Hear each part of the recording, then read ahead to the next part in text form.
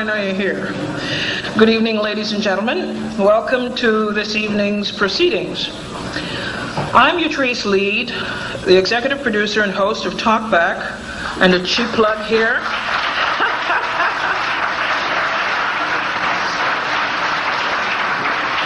Which airs from 3 to 5 p.m. I have to plug my program, Monday through Thursday, on your favorite radio station, which is what?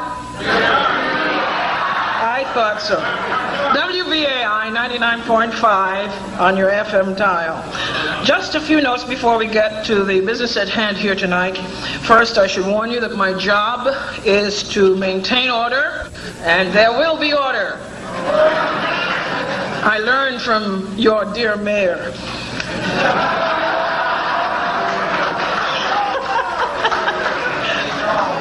A little humor. And order we shall have. Yes, your enthusiasm is strongly encouraged. But please, don't attempt to throw chairs.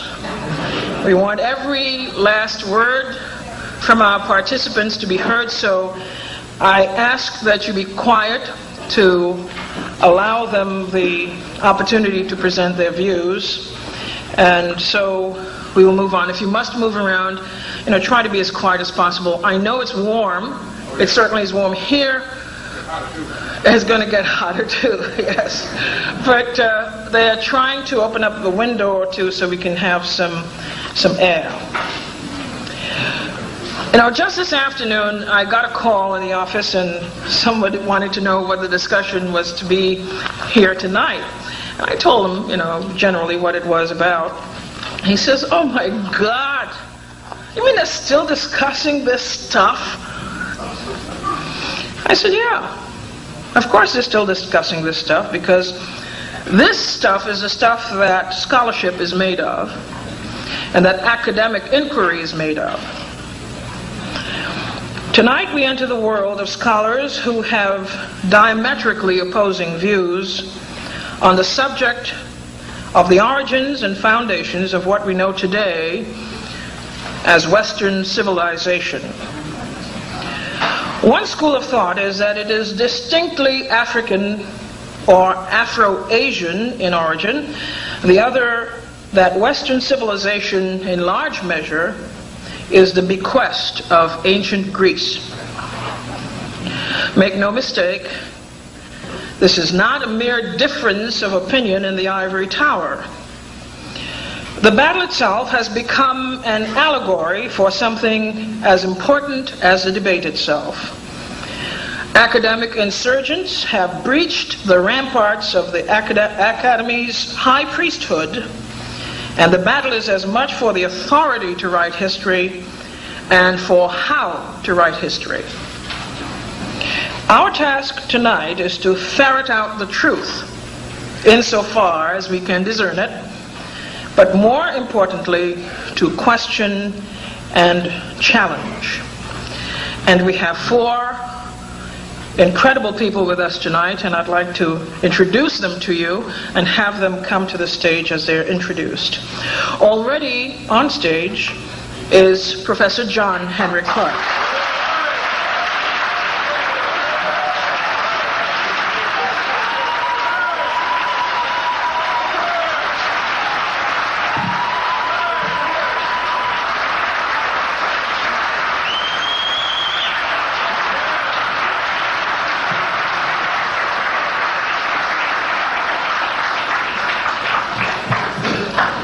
They were standing for you, Dr. Clarke. Teacher, historian, writer, lecturer, John Henrik Clarke is a unique resource and a special institution in the African world. Beginning in his early years, Dr. Clarke studied the world history of African people and became a master teacher. He has authored and or edited more than 30 books, short stories, and pamphlets on African and African American history, and is Distinguished Professor Emeritus of African World History in the Department of Africana and Puerto Rican Studies at Hunter College. Professor John Henrik Clarke. I'd like to ask to the stage Dr. Martin Bernal.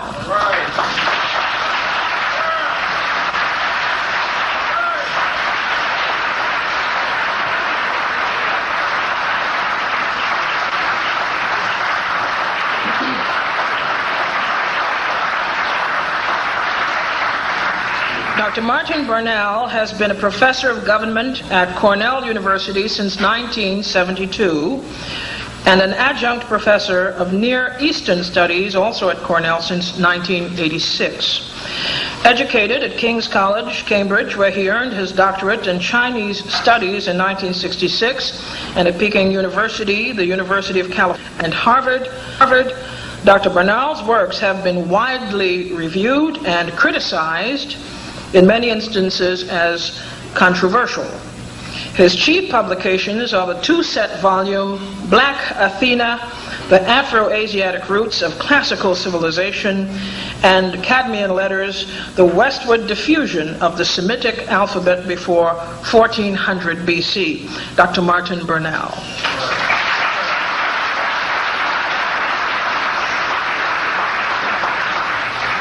I invite to the stage Professor Mary Lefkowitz.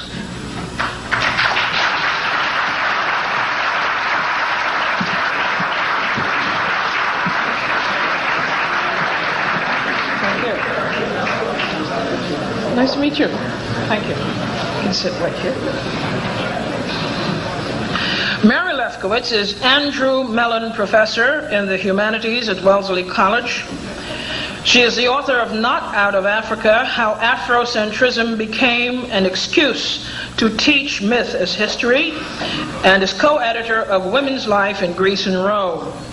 With fellow Wesleyan Guy McLean Rogers, she co-edited Black Athena Revisited, a collection of 20 essays by scholars from a broad range of disciplines who take dead aim at Dr. Burnell's Black Athena specifically, but contend generally that the Africa-centeredness of scholarship on the roots of what is called classical civilization is blatant revisionism.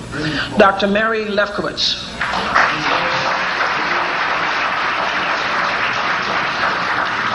I invite to the stage Professor Guy McLean Rogers.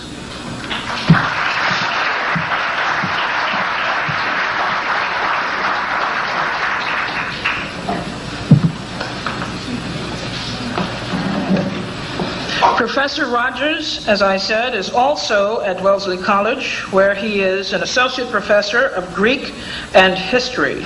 With Dr. Lefkowitz, he co-edited Black Athena Revisited and is author of The Sacred Identity of Ephesus, Foundation Myths of a Roman City. Professor Rogers.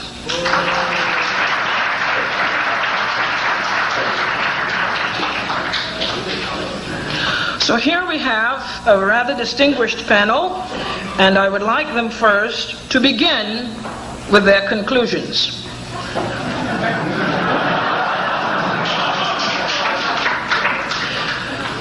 They will have about no more than 5 minutes to summarize their major thrust this evening. Professor Clark, we will start with you.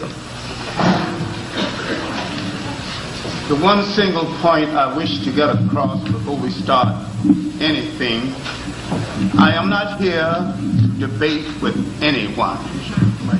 I have devoted all of my adult life to this subject. I only debate with my equals. All others I teach.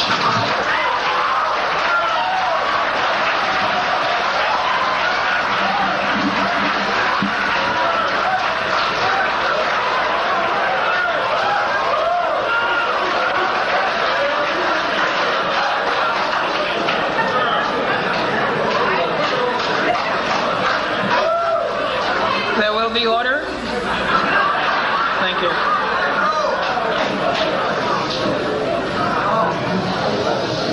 Shall we continue or what? I'm not clear. Go ahead, Dr. Clark. You trees. Go ahead, Dr. Clark. Broadly speaking, honestly speaking, the book, Not Out of Africa,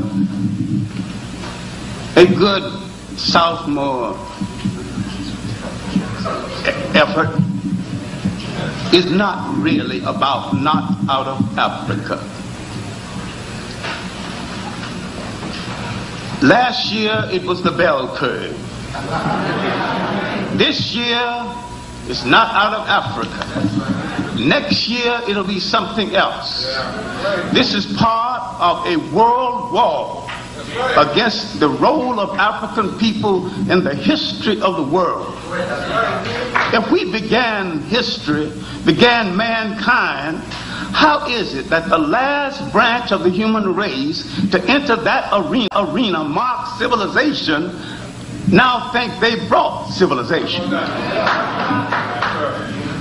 Now, it is part of a war over and above Professor Lesterwitz's book and over and above her political naivete. Her naivete is about what is happening in the Western world. There was a recent book called The Tribes. It diagrammed every people, major people on the earth, searching for a piece of turf for themselves.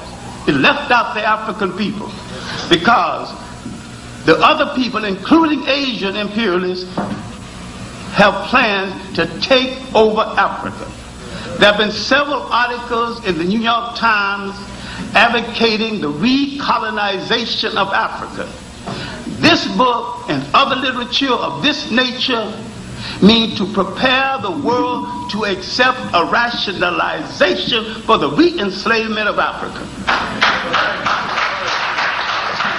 Now, and when you deal with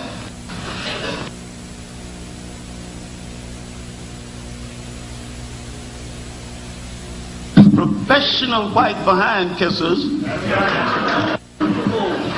and as Carlos Cook, a disgrace to the skin they wear.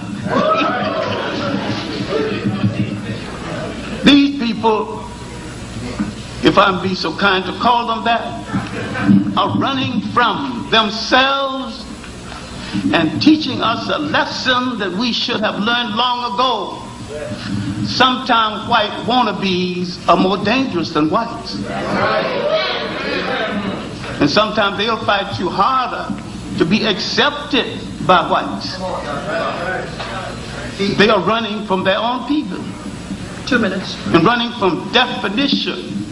Now what we need to look at now is how Professor Lesterwitz neglected the white writers through history, the radical European writers who wrote positively of Africa and who identified the relationship of Africa to the ancient Greeks. Now, if given time, and I probably won't be given it this evening, I can prove to you with your satisfaction, if you are listening, that Rome and Greece was not European creations. These were Mediterranean-inspired nations and couldn't be created by Europe because at the time there was no Europe.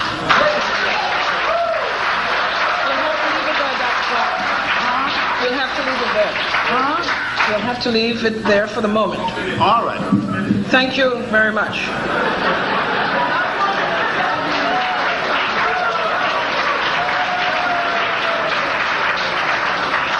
I now ask Professor Lefkowitz to present her 5-minute conclusion. Can you hear me?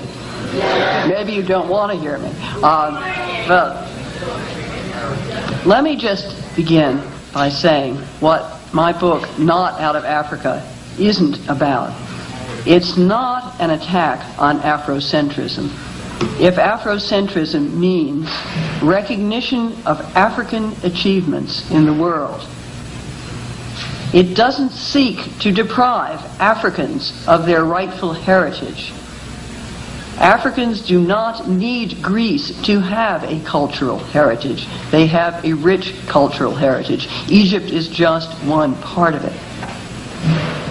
They don't need Greece.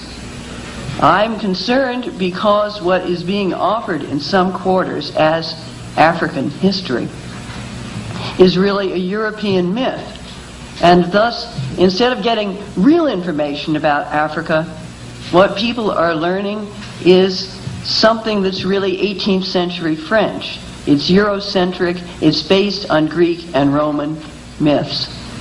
I do not myself think that one should do that, because Egypt itself is so fascinating, so rich. There is so much that you can learn and know, and that I myself, as a result of all this work that we have been doing for the last 4 years and more, have come to know and understand about Egypt. I would like to now spend a great deal of the rest of the time that I have learning about that, because it is so different. It's so different from what the Greeks thought that it was. Herodotus was very impressed by Egypt.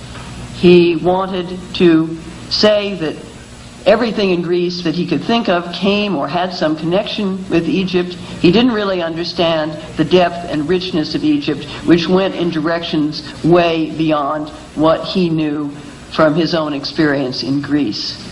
So I am concerned about that in Not Out of Africa. I've tried to explain why the notion of an Egyptian mystery system, which is basically a French invention, it's based on a novel that everyone has forgotten about, but still you can find in some very obscure libraries, get it up in Boston even, and that book, which was by a French priest, is based on Greek and Roman sources and tries to describe a Greco-Roman Egypt, and that this myth was preserved in Freemasonry and thus came into American culture.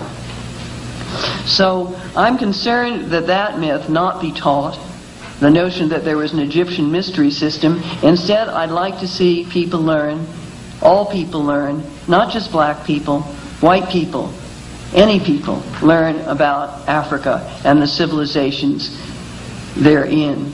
And Egypt is particularly appealing because it's so old, it's so impressive, its role in the Mediterranean was so vast, and so many other civilizations were touched by it. Even if only slightly, they did get touched by it, and we have to work on that.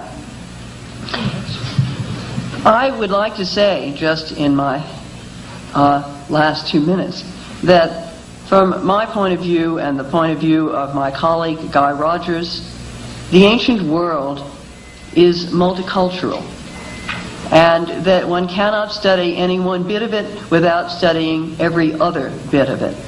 And the debate tonight, and I hope the debate will go on for many, many years because so many of us will learn from it, that debate should investigate the degree and extent of those links.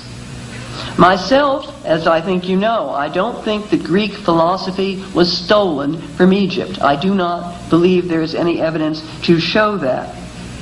I think that because Egyptian philosophy, and there is such a thing as Egyptian philosophy and deep Egyptian religious thought, which is very, very complicated, and I myself need to know more about it still. But it's not like the Greeks. It may in many ways be richer and better than some of the concept. Well, you'll have to leave it right there for the moment. I would like Professor Bernal to conclude in 5 minutes or less. Well, can people hear me? Yeah. I agree with Professor Lefkowitz that Africa does not need Greece. There are plenty of glorious African civilizations. It's just that it happens to have Greece, or to have influenced Greece to a significant thing. This is not an issue of politics, it's an issue of history, the way things were. Now, Greece is extremely important because it is the single greatest source of European culture. And therefore we are concerned with it, and it is very interesting to note that European culture did not begin in Germany or Sweden, but at the extreme southeast corner of Europe, and the reason for that is quite straightforward. It was the closest area to the great civilizations of northeastern Africa and southwest Asia, and this East Mediterranean complex was the source of Greek and hence, I believe, European culture. Now, that's not to deny that there was a great deal of local development within Greece, and I certainly do not propose that Greek culture was merely a projection or an imitation of Egyptian or Semitic culture. It's clearly a very distinctive culture, but to try and understand Greek culture without knowing the background of the ancient cultures behind it would be as absurd as it would be to study Japanese culture without knowing the Chinese and Korean roots behind it, and no East Asian specialist would dream of doing that. That you have to see the cultures as interrelated, and that the older cultures and the more elaborate cultures had the predominant cultural influence. One of our basic disagreements is that Mary Lefkowitz, sitting in the 20th century, feels that she knows better than the Greek historians of the 5th and 4th, 3rd century, when they said that there were significant influences. Yes, he was very impressed. Yes, he was very Greek. But what struck him were specific similarities, and Herodotus, a rather plodding historian, he said, well, what's the reason for these similarities? I think they're too close for coincidence. I don't think the Egyptians could have borrowed them from the Greeks because they've had them so long. Therefore, the most likely explanation is that the Greeks took them from the Egyptians. And this is what I call the ancient model. And this model was not overthrown. And this is what I call the ancient model. And this model was not overthrown until the early 19th century. Now, Mary Lefkowitz mentions the 18th century novels, and at times, despite the attention she's devoted to dismissing my book, I sometimes feel she hasn't read it, because I do devote quite a few pages to the novel Zetos, which she talks, and I too have read it. It had to be sent by interlibrary loan to me, and I do think it is important in the formation of Masonic thought. But what she does not bring forward is the fact that this was perfectly orthodox history as understood in the 18th century, and going back beyond the 18th century to the view that the Greeks and Romans had of the Egyptian sources of their own culture. Now, I think that the Greeks were, on the whole, a very intelligent people, and I respect their philosophy, their art, their democracy, their science, but I also respect their history, and this is a great anomaly in Mary Lefkowitz's approach, in that she says they're very good in these other respects, but they cannot be trusted with their own history. So that I want to bring that out, that one has... Now, she says that modern classics has dismissed all this, and it's true that the predominant view of modern classicists is that the debts to Egypt and Phoenicia, and I don't want to underestimate the importance of Levantine or Southwest Asian influences on Greece, that these influences were exaggerated by the Greeks, and I think that they clearly were I think they were properly developed, and to some extent the Greeks may even have played down because they were very conscious of being Greek and proud as being Greeks, and they were affected by two forces. On the one hand, they wanted to plug in to the ancient civilizations and give themselves cultural depth. On the other hand, they were very conscious of being Greeks and wanted not to be surpassed culturally by the Egyptians and Phoenicians, who were still very much around. So they had two forces working on them. Modern scholars, and modern scholars working in an intensely racist 19th and 20th century, had no double force. They had the single force wanting to make Greece pure, white and European, and the ideological pressure that put on the scholars led to what I see as the recent dismissal of Egyptian and Phoenician influences on ancient Greece. Thank you. Professor Rogers, please do present your conclusion in 5 minutes or less. Thank you. I'd just like to say from the beginning that Professor Lefkowitz and I are here precisely because we're open to debate about these issues. 3.5 years ago, the University of North Carolina Press asked Professor Lefkowitz and me to put together a volume of responses to some of the questions which were either implicitly or explicitly raised by Professor Bernal in his work, Black Athena. And what I would like to do for just a couple of minutes here, and perhaps expand upon this a little bit later, is to set out some of those questions and to give you some sort of sense of what the preliminary answers to the questions that the contributors to our volume found. Obviously, among the important questions that people have been concerned with, number one, were the ancient Egyptians black? 2, did the ancient Egyptians or the Hyksos colonize Greece?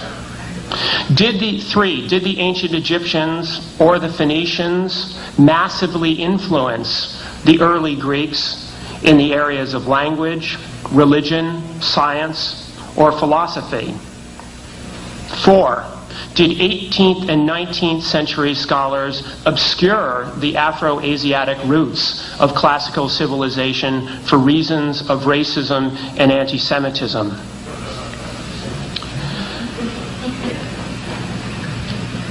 Let me give you some sense of our conclusions. Number one, the scholars who have looked carefully at the first question have concluded that the attempt to fit the ancient Egyptians into a modernizing category of either black or white do so from a perspective which lacks both historical and biological justification.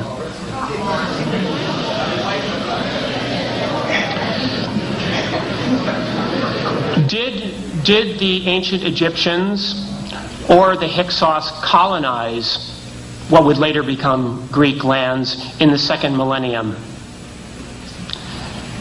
Unambiguous archaeological evidence to that effect is lacking in the Mediterranean. Did the ancient Egyptians and the Phoenicians massively influence the Greeks in the areas that I outlined?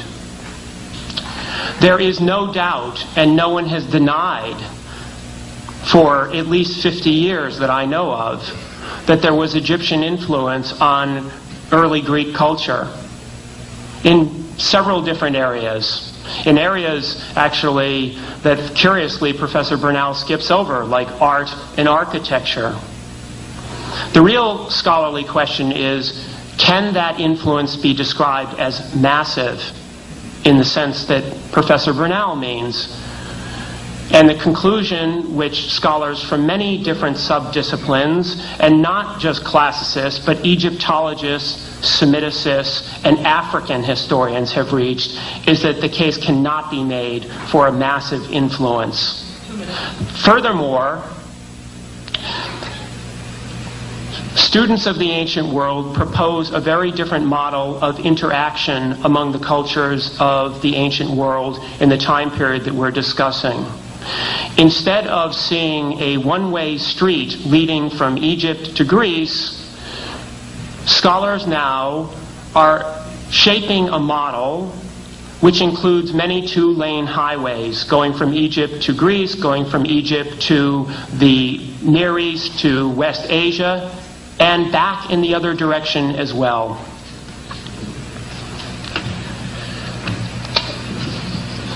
What about racism and anti-Semitism in 18th and 19th century historiography? Yes, there were some scholars who operated from a framework which we would consider to be both racist and anti-Semitic. But an undifferentiated picture of racism and anti-Semitism cannot be sustained on the basis of the evidence. Thank you. Well, you've heard their conclusions, and we'll get to the amplification of their conclusions as we go on in the evening. But I wanted first to ask each of the discussants tonight how they came to this particular area of study, and how scholastically have they undertaken comparative analysis in this particular area of study. How, in effect, are you preparing, or have you prepared yourself? We'll start at this end of the table and go straight down. All right? Yes. I'm not sure I quite understand what you're asking. Are you asking how we became interested, or what our scholarly preparation was? Both. And Both. I'm asking Okay. particularly, in as much as you exert influence Yes. by virtue of your scholarship in this area, am asking, how do you defend your scholarship in this area? How did you acquire your scholarship in this area? Okay. In a way, I am, I think, an example of the kind of training that Professor Bernal has been calling for, because I have the advantage of not having an undergraduate degree in classics, but an undergraduate degree in ancient history, which included, where I was taught, not only Greece and Rome, but also Egypt and Persia and Phoenicia and Palestine. So that's my preparation. How do I defend my scholarship? I don't have to defend all of the different areas which are raised by Black Athena or issues that we're talking about. The whole point of putting together a collected volume with scholarly views by different people is to offer different perspectives on these questions. My own particular expertise happens to be in the eastern part of the Mediterranean from about 1200 BCE to 300 CE. So are you saying that you were a facilitator of a frontal assault? A frontal assault on what? As opposed to, in this book, Black Athena Revisited. If you're saying that you're not yourself prepared to defend the scholarship in this book. No, I'm not saying that at all. I'm certainly prepared to defend the scholarship in this book, but I don't claim, and I don't think that anyone else would claim to be an expert in the 27 different fields which Professor Bernal raises. In that sense, we're all students of the... If you'd pardon me, Professor Bernal will defend his own work. I'm saying that you, as a co-editor of this book, I would have assumed, perhaps it's naivete on my part, that part of your role is also to inspect the scholarship of contributors to your book, as well as to exercise some kind of scholastic judgment as to their expertise on the subject. I think your question is now a little bit clearer, and my answer to it is that I stand completely behind our conclusions, and I take full responsibility for them. Is that clear enough? Well, I was under the impression I was saying what I had to say quite well. You evidently are having difficulty trying to understand, and that's an entirely different problem, one which I'm happy to say belongs almost singularly to you. Professor Lefkowitz, how did you come by your scholarship in this area, and how do you defend your scholarship in this area? Well, I come by my scholarship in this area as a classical scholar. I have an undergraduate degree in classics and a PhD in classics. My work has been widely through the whole field of Greece and Rome. I became particularly interested in a neglected field. It was neglected entirely when I came to it, which was the study of women in the ancient world. Half of the women in Greece and Rome, and I think elsewhere in the ancient world as well, were simply, half the people were ignored.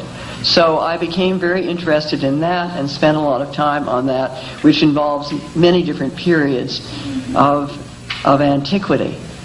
I got interested in this subject because I was asked to write a review for the New Republic magazine of Martin Bernal's 2 volumes, and at the same time I was asked to consider such influential and important books as George G.M. James's Stolen Legacy.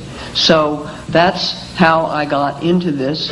My perspective is simply that of a person who seeks to understand history and who uses evidence. I defend myself by citing my sources and the materials. Anyone can check these references.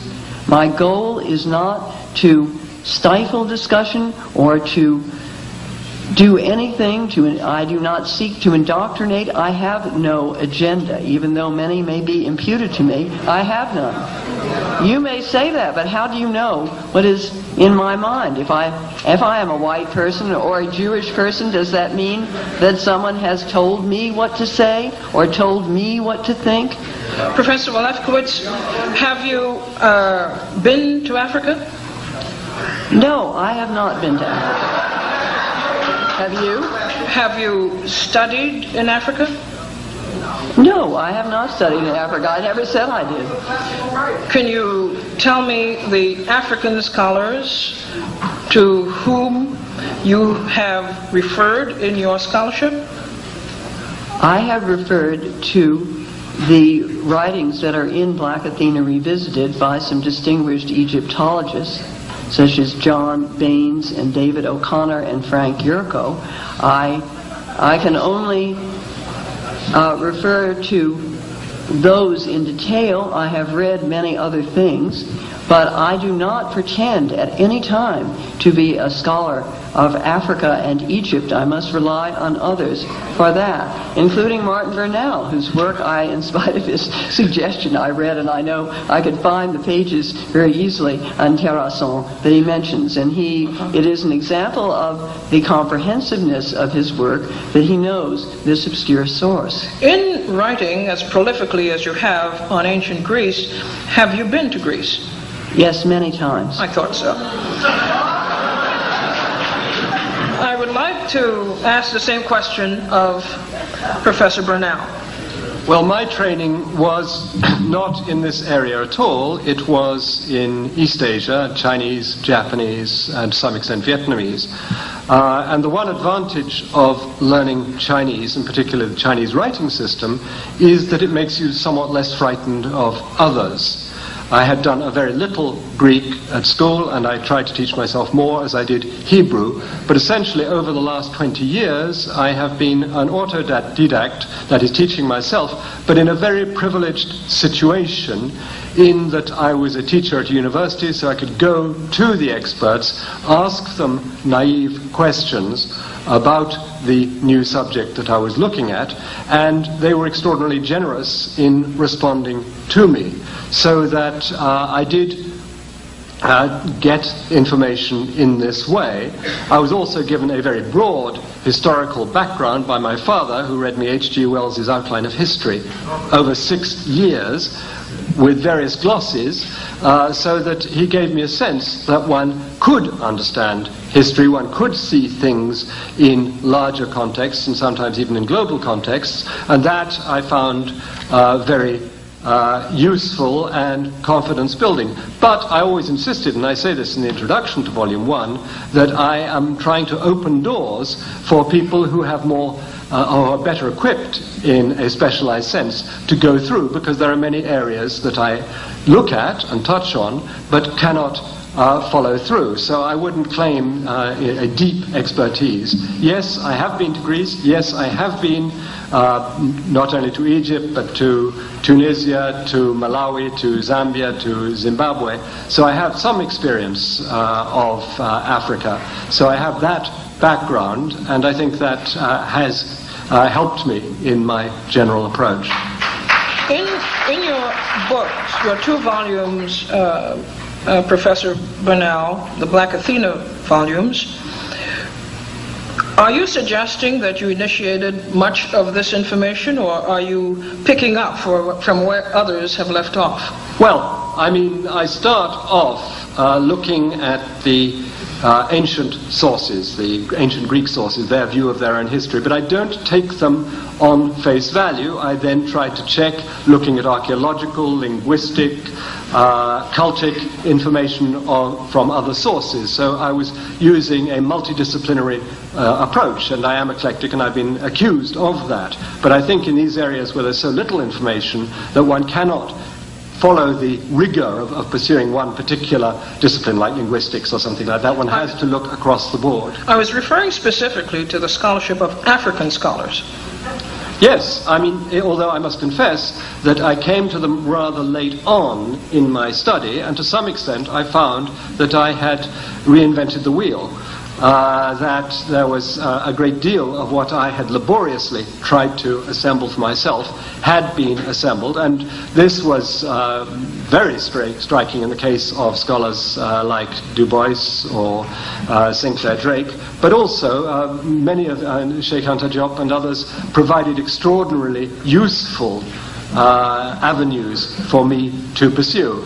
I wouldn't call myself an Afrocentrist, except to the extent that I believe that Africans and peoples of African descent have played many significant roles in world history, and that these have been systematically denied by European and North American scholars in the 19th and 20th century. I think that the degree of racism in our society can hardly be overestimated. We all have it, and it's very, very difficult to see past it. All right, thank you very much. Professor Clark. I came to this subject before I was 10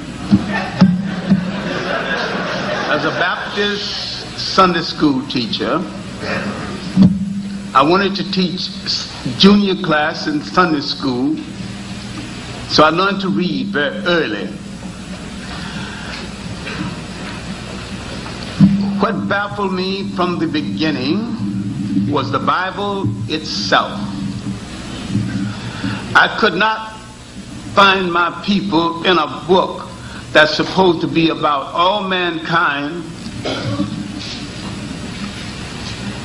And what called my attention to the neglect of Africa was the Sunday school lessons with all those white angels.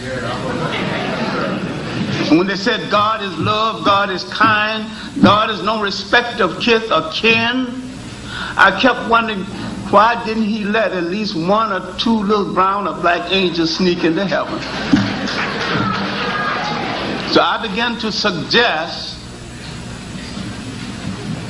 that somebody else had tampered with God's book in favor of somebody else, and that the Bible to a great extent was a rationale for European domination, but had been used as such.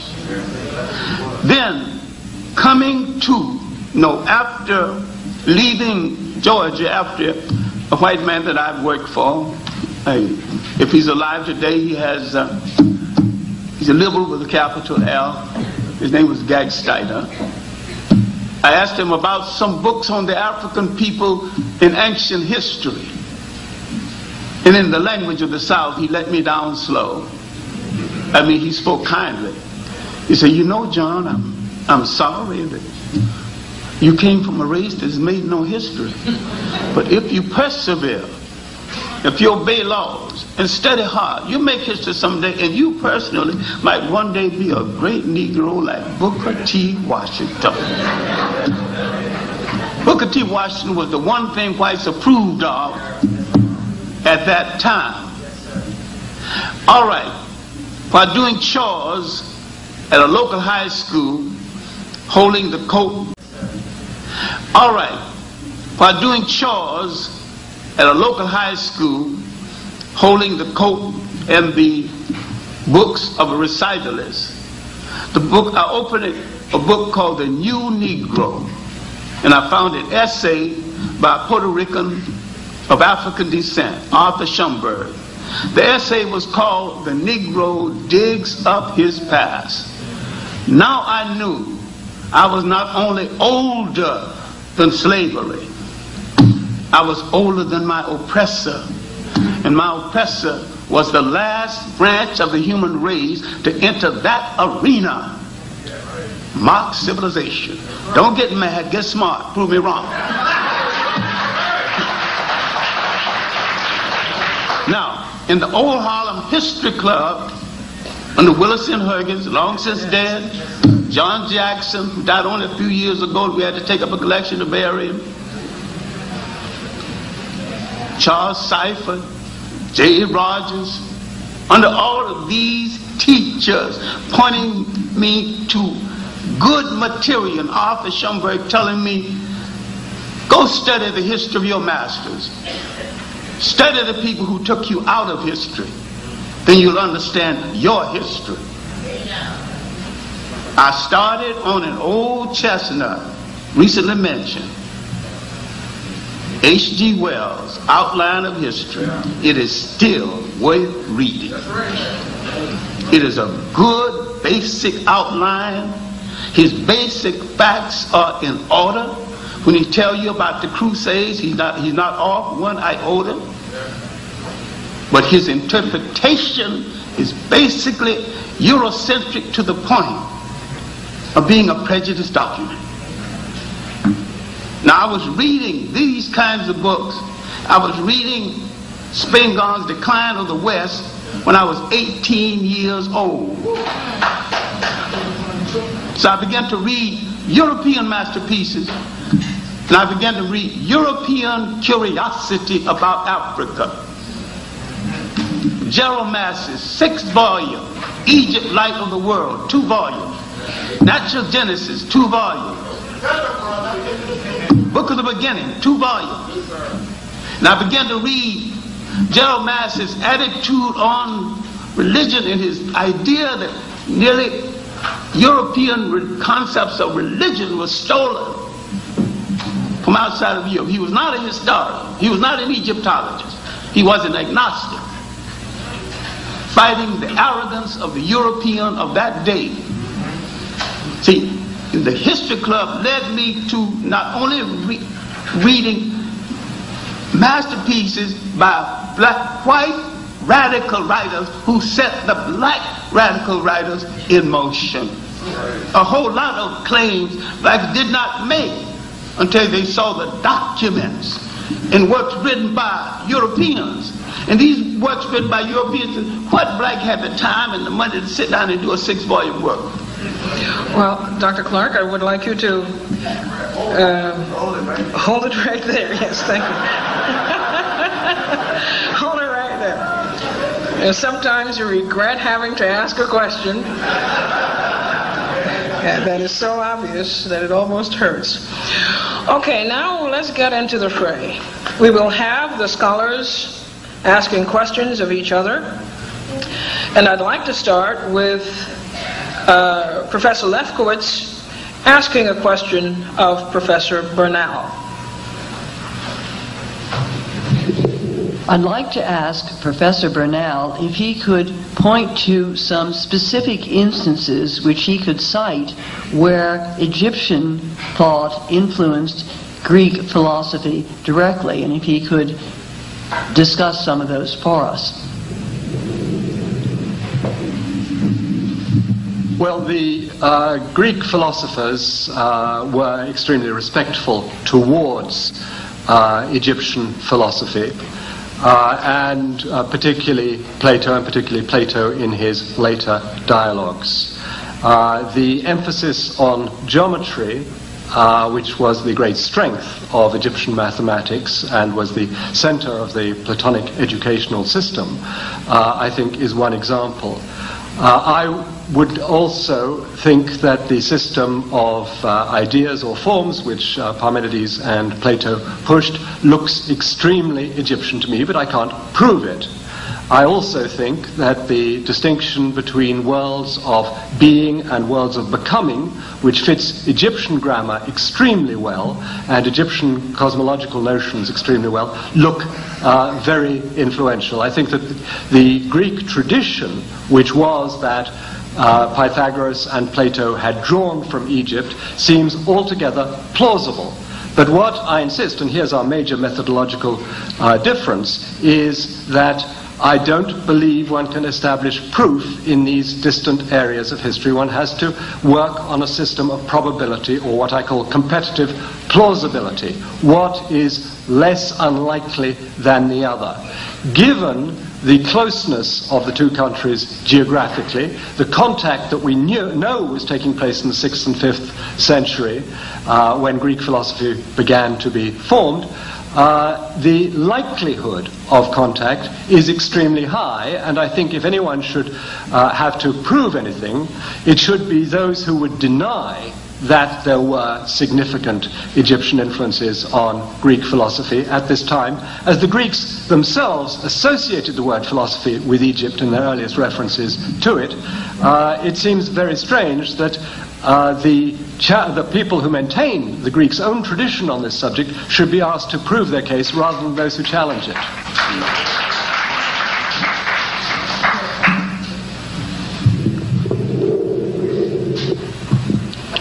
Well, I think those are some interesting ideas, and I would like to think very hard about them, but I think we must also think about the things that are very different and very, very confusing in the tradition, such as some of the things that are said about that Pythagoras learned in Egypt. He couldn't have learned there because they aren't Egyptian, particularly.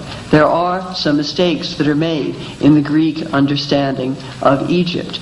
And one problem is, in thinking about this contiguity, very few Greeks could get to Egypt over a long period of time, say from the 10th century to the 7th century. Then there was a window of opportunity, but then again the Persians moved in, kept the Greeks from getting there in any great number, and really until the conquest of Egypt by Alexander. I hate to interrupt you, Professor Lefkowitz, but the idea here is to not just explain the question that you yourself have asked, but to follow through based on the response you got.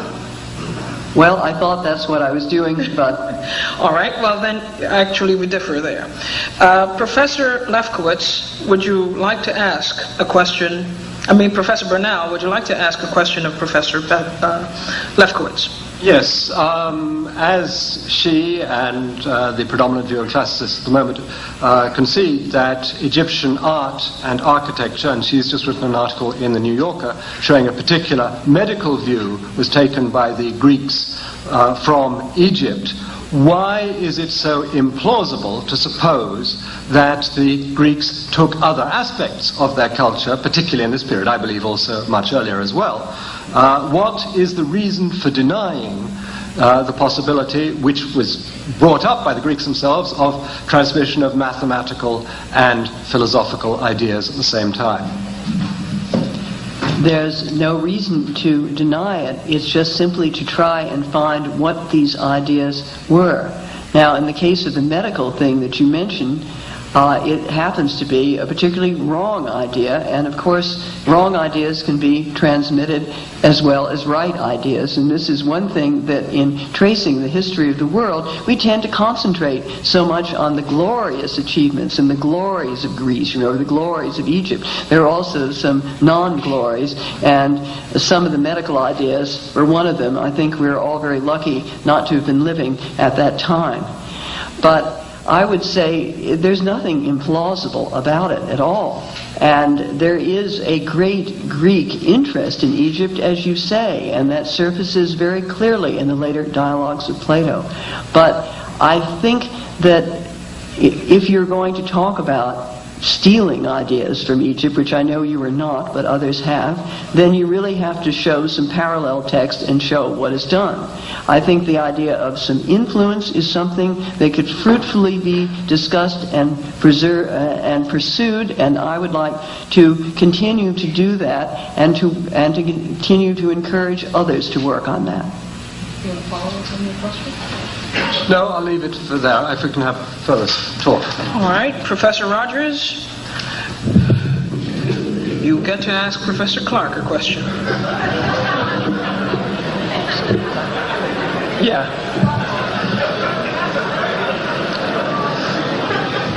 I hardly know where to begin.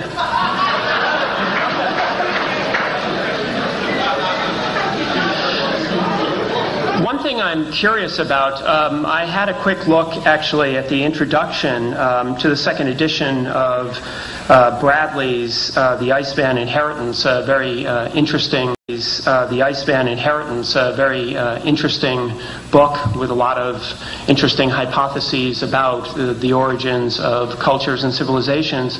Professor Clark wrote an introduction to the second edition to it, in which he stated that the first show of European literary intelligence surfaced around 1250 BCE with the publication of two books of folklore, the Odyssey and the Iliad. And that struck me as somewhat curious because, in fact, as far as most scholars seem to be able to tell, the Iliad and the Odyssey were composed actually orally and didn't reach a literary form, if you mean by that a written form, until probably the 6th century BCE in Athens. There are obviously texts from Mycenae and Crete and elsewhere with real Greek in a literary form from before 1250, in fact going back probably to 1600 or so. But this has significant implications for the idea which some scholars have put forth, that Egyptian language was deeply influential on the first form of Greek that we have, that is the Linear B tablets. What's your question? That is my question. Professor Clark has stated that this is the first form of literary intelligence that surfaced around 1250, and in fact it did not, and I'm curious how he is maintaining that. All right. It is the first book, and it's a book of folklore, and we really don't know whether Homer wrote it or whether Homer was man or woman. It's the first book to become known basic to the West in a form that we could study and conjecture about, and it emerged at the time Europe was beginning to show some intellectual maturity. And if you deal with this, you have to deal with what Professor Leskowitz accused me of, not paying attention to historical chronology. And if she read any of my texts, any of my numerous guides and curriculars and lecture notes, you know that I'm a specialist on chronology. I know that one comes first and two come second. But what I was trying to get across is that in the 8th century to the 12th century, so the intellectual emergence of Europe, at a time Egypt was in its 23rd dynasty and dying after nearly 10,000 years of some forms of organized society, Europe intellectually was just being born. And I further maintain that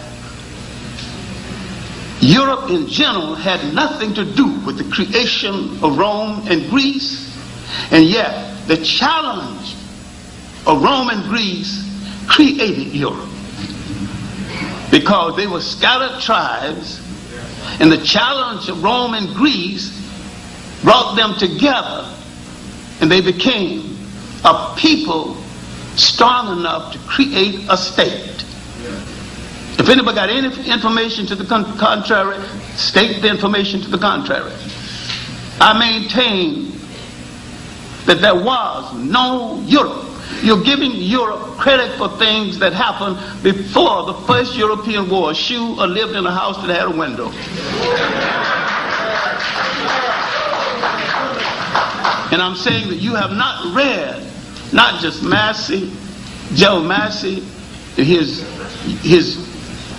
European disciple, Churchward, Signs and Symbols of Primordial Man, the Origins of Religions, and his extensive work on Freemasonry. You've not read the American disciple of Massey, Alvin Boyd Kuhn, is Who is This King of Glory? One of the best written books on the Christ story, when he proves that the basis of European spirituality was taken directly from Africa. Professor Rogers, would you like to follow on your question? No one is actually maintaining that literary Greek culture pre-existed any number of Near Eastern cultures. Again, I find it a bit curious that... Except Egypt is physically a part of Africa, created by the Africans from the South. Even if I concede or admit or agree with you that Egypt is part of Africa, what I'm about to say...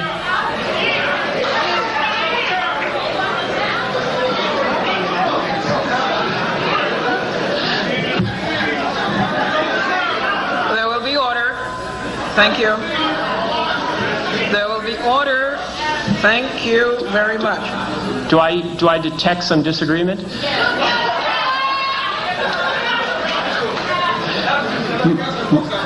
My point was going to be that the most recent scholarship about the genesis of those two oral epics, the Iliad and the Odyssey, points in fact in another direction to influence, and that is in fact the Hittite Empire, whose documents we can read very easily, and there may well be independent confirmation of the historicity of some form of a Trojan War in those documents. And so what I'm really asking is, why is it that we're just really looking in one direction when we're talking about the origins of Greek civilization?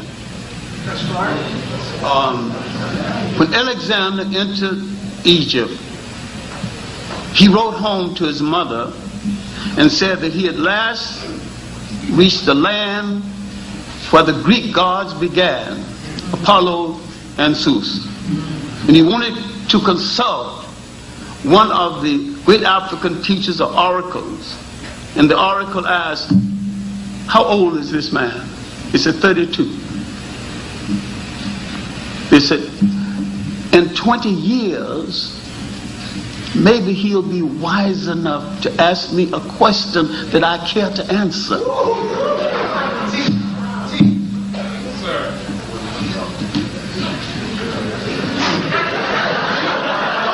Professor Clark, would you like to ask Professor Rogers a question?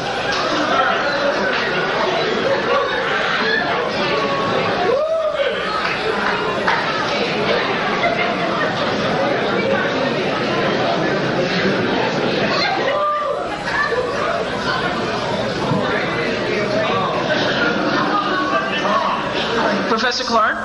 Yes. It is your turn to ask Professor Rogers a question. My main concern is that they seem to have equated the civilizations of the Tigris and the Euphrates with the civilization of the Nile. What proof do you have that the civilization of the Tigris and the Euphrates predated the civilization of the Nile? I don't think that I said that, and I don't think that anyone maintains that. I think the Hittite Empire obviously comes at a much later period.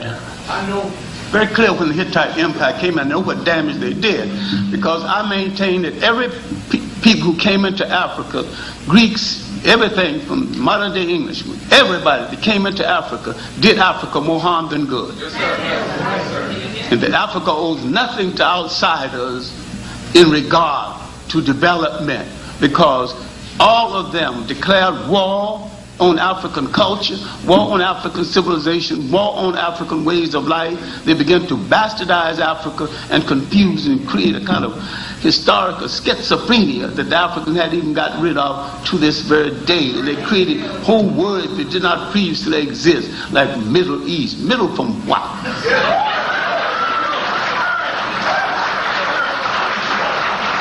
In round two, we will continue. Professor Clark, you will ask the first question in round two of Professor Mary Lefkowitz. At your own admission, you encountered J.A. Rogers 4 or 5 years ago. J.A. Rogers didn't say he was a historian. He was a searcher trying to find the role of the African personality in world history. He worked over 50 years of his life, gave his service, died broke. What gives you the audacity to think that you can dismiss Rogers out of hand, and what gave you the maturity to think that you can judge a writer like Sheikh Anta Diop, the finest historical writer we have produced in the 20th century? Sir, what do you deal with that?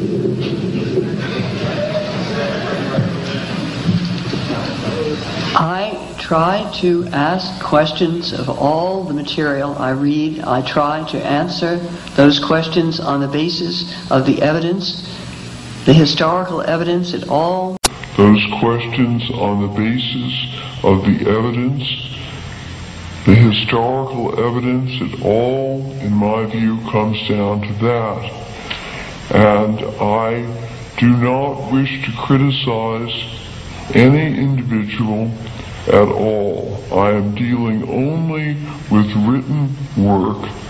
The people who write that, I do not always know, and I have no individual or personal criticism of them. This is the way scholars, I'm sure, as you know, proceed, and that is simply what I did. In my book, I will leave it to everyone who reads the book to judge what I did.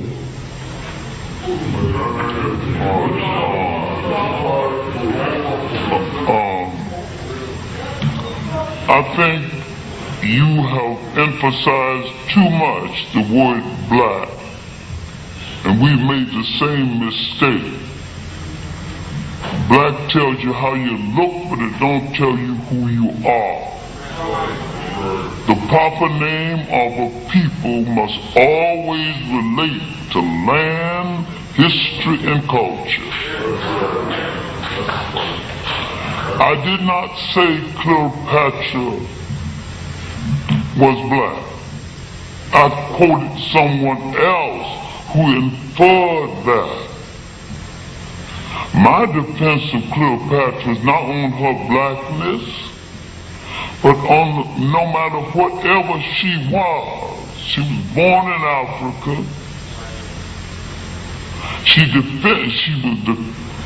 Her manipulation of Mark Antony and Caesar kept the worst aspect of Roman rule from the backs of Africa. I defend her as an African nationalist. And that's a good defense. And no matter what she did with her wares in and out of bed, there's a whole lot of people got less for it.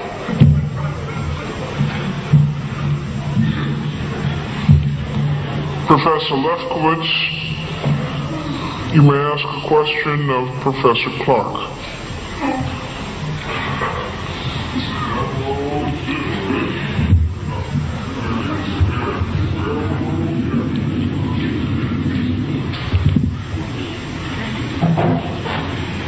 Professor Clark, do you think that we should always judge history in terms of race?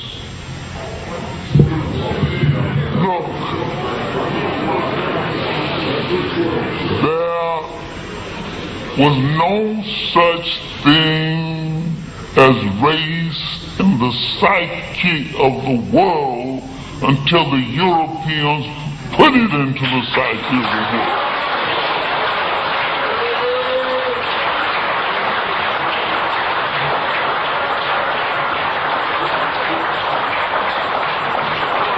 The Africans knew nothing about race and didn't think they belonged to anything called a race. And when the Africans saw the Europeans, because they have a traditional hospitality to strangers, they didn't fight them, they didn't kill, they were curious about them. And with the African explorers, especially Mundo Park, went into Africa, nobody hurt him, nobody shot at him, nobody shot him the arrows at him.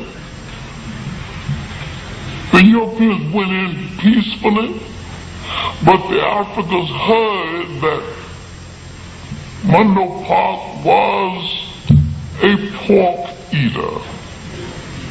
Most people don't know it, but Africans were not great pork eaters, and they're not great pork eaters today. Pork was a meat you ate in certain ceremonies, certain times a year. But we were not great pork eaters before we came to the United States, or forced to the United States. But in the United States, we had to eat the part of the pigs that white folks threw away, so we made delicacies out of it and survived. I had this argument with Malcolm X. I said, if it wasn't for the black woman making delicacies out of pig feet, pig heels, guts, chitlins, you and I wouldn't be here arguing the point.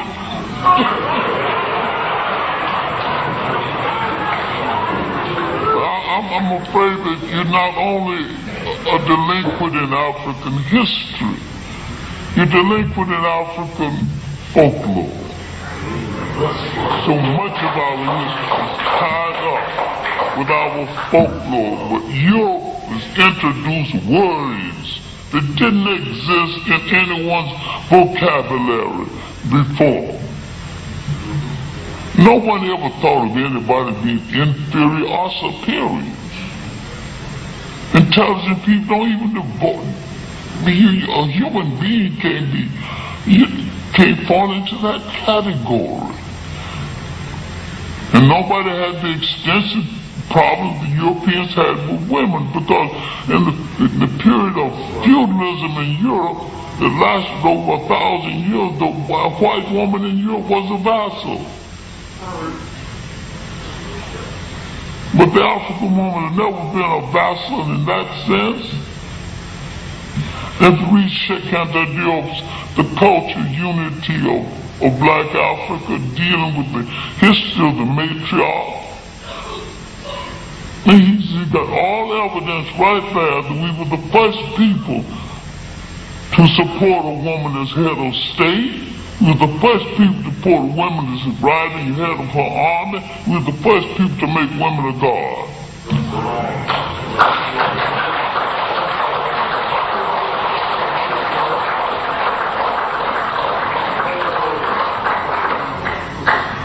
I'd like to ask Dr. Bernal to ask of Dr. Rogers a question.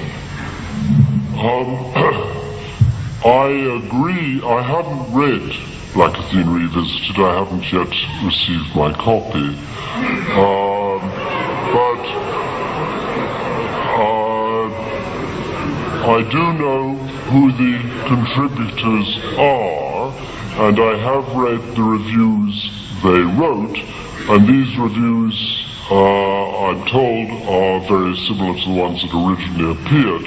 So the title Revisited is slightly misleading, because these were immediate responses in the heat of polemic.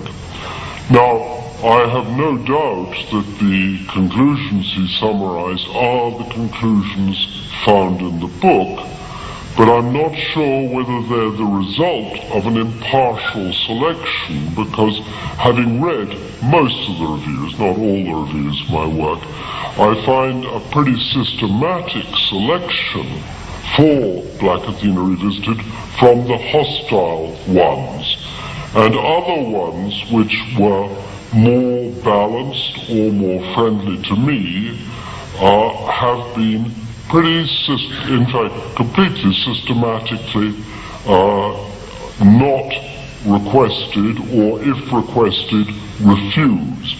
And these include the three experts on Egyptian-Greek relations.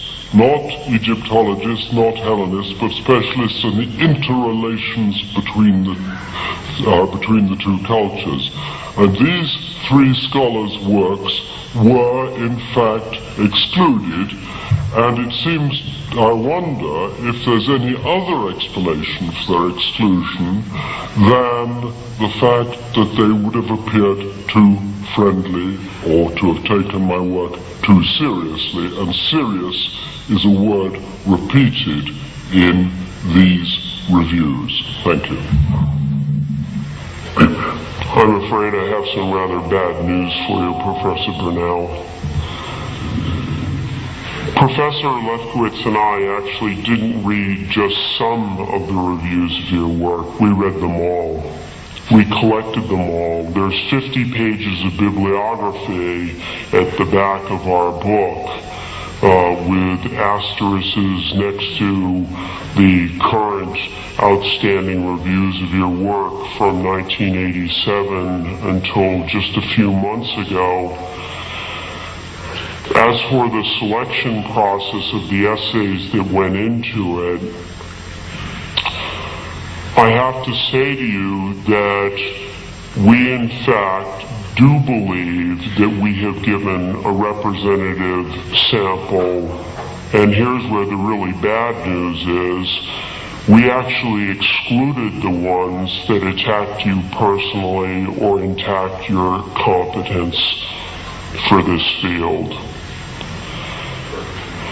As far as the 3 experts on Greek-Egyptian relations are concerned, 2 of them that you're referring to must be Eric Klein and described it as a lynch mob. Another mutual friend of Mary's and mine refers to it regularly as the shit on Bernal book. And so I think there are very different perceptions of this book. Is that a title that you come up with on the spot, or is it something you've been thinking about, Professor Bernal? It's a title that a mutual friend of Mary's and mine uses regularly. He's a colleague at Cornell. It's not, I wouldn't have thought that up. I think that if you look carefully, and I'm sorry,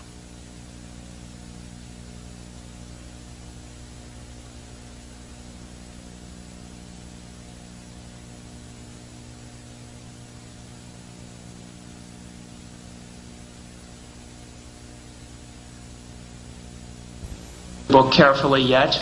I think when you do, you will see that there are not very many ad hominem attacks in it, although I find your defensiveness about that somewhat curious, since in Black Athena volumes 1 and 2, part of your methodology has involved actually contextualizing people and talking about their family relations, their own personal backgrounds. And so I'm a little bit puzzled by that kind of response. I have no objection to people attacking me personally. What I would like to see is a all-round collection, and I think that as I live by the sword of the sociology of knowledge, I must be prepared to die by it. I think that people will see in 20 years where I'm coming from or what my personal problems or axes were. And I think that's part of the story of the book, but I think there's also the substance of the book, and I would have hoped to have found a wider scan, and we've had many collected volumes on this. I mean, don't think this is the first response to my work. There have been 4 journals now have had selections of articles on my responses and their responses to my responses, and there has been real dialogue. This was a book which I was not told about till long after it had begun, and when I was told about it and asked if I could see the pieces to write a response, I was told there was to be no response, and furthermore that the responses that I had published to the articles criticizing me were not to be included. This does not seem to me opening the debate, it seems to me stamping out heresy. May I respond to that briefly? We will have a free-for-all in a minute. But I wanted to follow up on a phrase that you said, and I didn't want to leave it unaddressed, the issue of full disclosure. And it is to that I'd like to ask the question of Professor Lefkowitz. Are you comfortable with the fact, you obviously were comfortable with the fact that your book, Not Out of Africa, subtitled How Afrocentrism Became an Excuse to Teach Myth as History, was underwritten by several foundations that have reportedly rightist leanings. I wondered whether this was a reflection of your own personal or ideological view, or whether you were just so cash-strapped that you took money from anyone.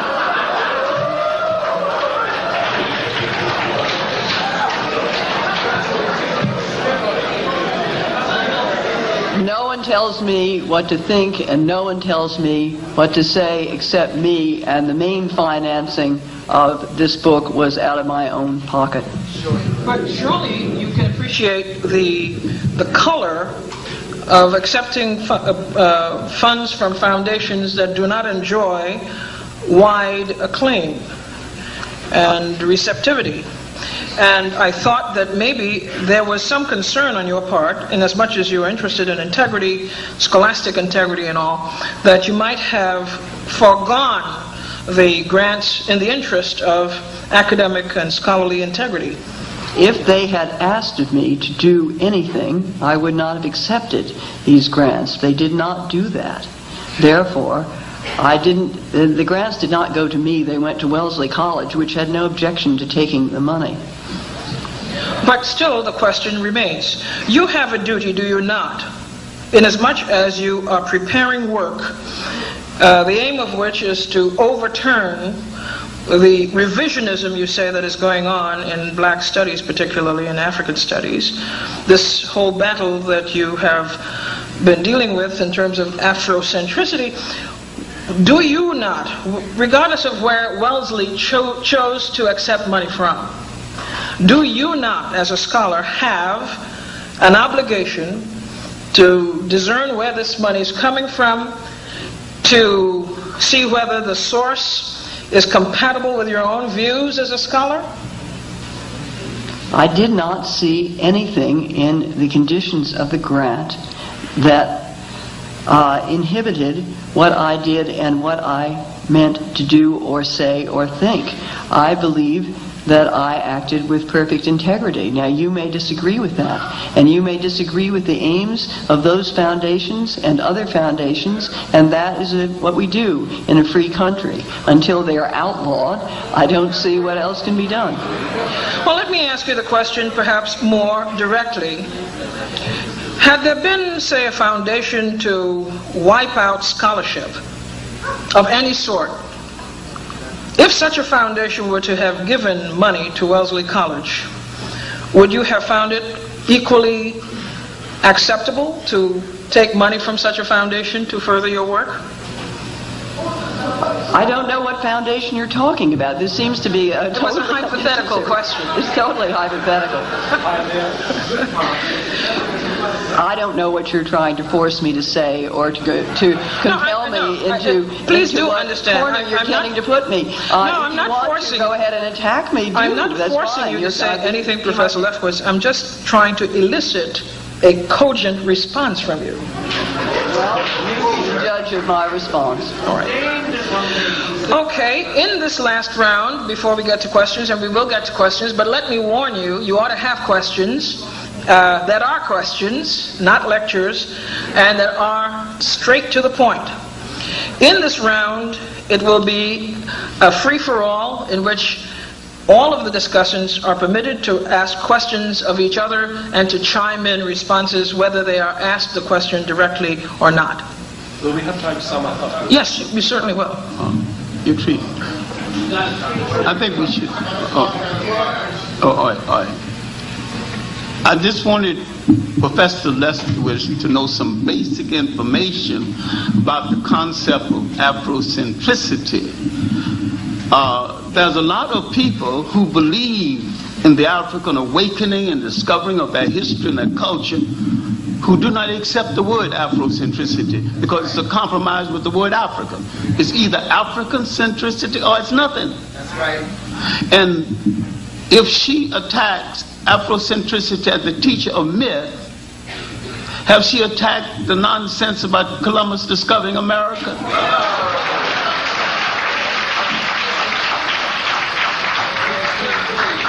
Because he discovered absolutely nothing, and he committed an act of genocide. He set in motion an act of genocide 10 times worse than the act of genocide in Europe called the Holocaust, as though that was the only Holocaust in the world. That event in Europe was wrong. And even if only 6 people were killed, it was wrong. But it was a matter started in Europe by Europeans that should have been solved in Europe by Europeans.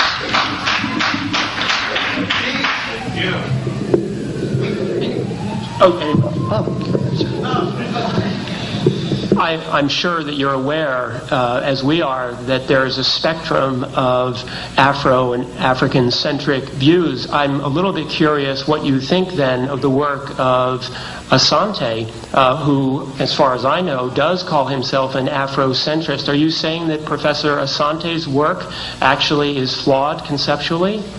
I'm saying that all work under the guise of Afrocentrist is not perfect, but it is an earnest effort to restore Africa to a proper commentary in human history. I think Professor Asante's work is written too fast, and there's some things he hasn't checked out as well as he need to, and I think too many times Afrocentricity becomes a personality cult, but that don't mean that I'm against African people discovering their history, their literature, their place in the political science of the world. That don't mean that I have not played a role in encouraging people to write about Africans in all the societies of the world. See, your talk keeps telling me what you have not read. You could not have been asking these questions about Afrocentricity if you have not read Anacalypsis, 2 volumes dealing with the massive explosion of African people throughout the whole world. You could not possibly have read with any degree of understanding the 3 volumes, Africans in early Asia, Africans in early Europe, Africans in early America. We're not talking about no hearsay. We're talking about documents. Professor Joseph Harris's book dealing with the global dimensions of the African diaspora. I don't know. I mean, you keep telling me, you keep telling me, you keep confessing your ignorance with your questions. You have not read. I'm telling you, before Afrocentricity, radical Europeans had pioneered in this work. Now, I haven't even mentioned the radical black writers that you probably have not read. Now, if you read Chancellor Williams' chapter 2 in the book, Destruction of Black Civilization, read that chapter 2 called Egypt, Ethiopia's oldest daughter. And it deals with the southern African origins of Egypt. If you read a book called Nubia, Corridor to Africa, once more you got it. Also you got the early Arab slave trade. I keep saying nobody came into Africa to do African people any good. After the Romans had disgraced themselves trying to be early Christians, the Africans thought that by accepting Islam, they could get the Romans off of their back. They were right. They did get the Romans off their back. But the Arabs replaced the Romans on their back, and the Arabs are still on their back.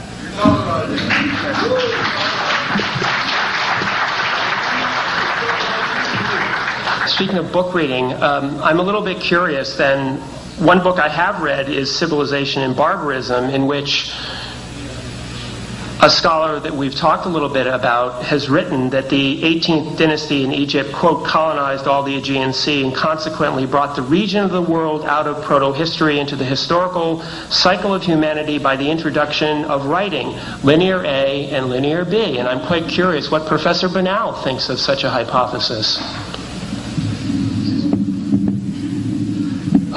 Clearly, linear A and linear B do not come from Egyptian hieroglyphics. It is an Aegean and an Anatolian script. On the other hand, there's no doubt that Egyptian relations with the Aegean intensified a great deal during the 18th dynasty, and we have documents and paintings representing what the Egyptians interpreted as people from the Aegean bringing tribute to Africa. We also have scholars like Professor Redford in Toronto who takes it for granted that there was regular correspondence between the court in Mycenae and the court in Thebes. And there's no doubt which was the more powerful state. There is archaeological evidence of contact at that time, but Greece was already literate in its own scripts of linear A and linear B. I was rather intrigued by Professor Rogers mentioning texts, Greek texts in the 16th century. I don't know what he's referring to there, that the linear B texts are 2 or 3 centuries later, but that's a side issue, I agree.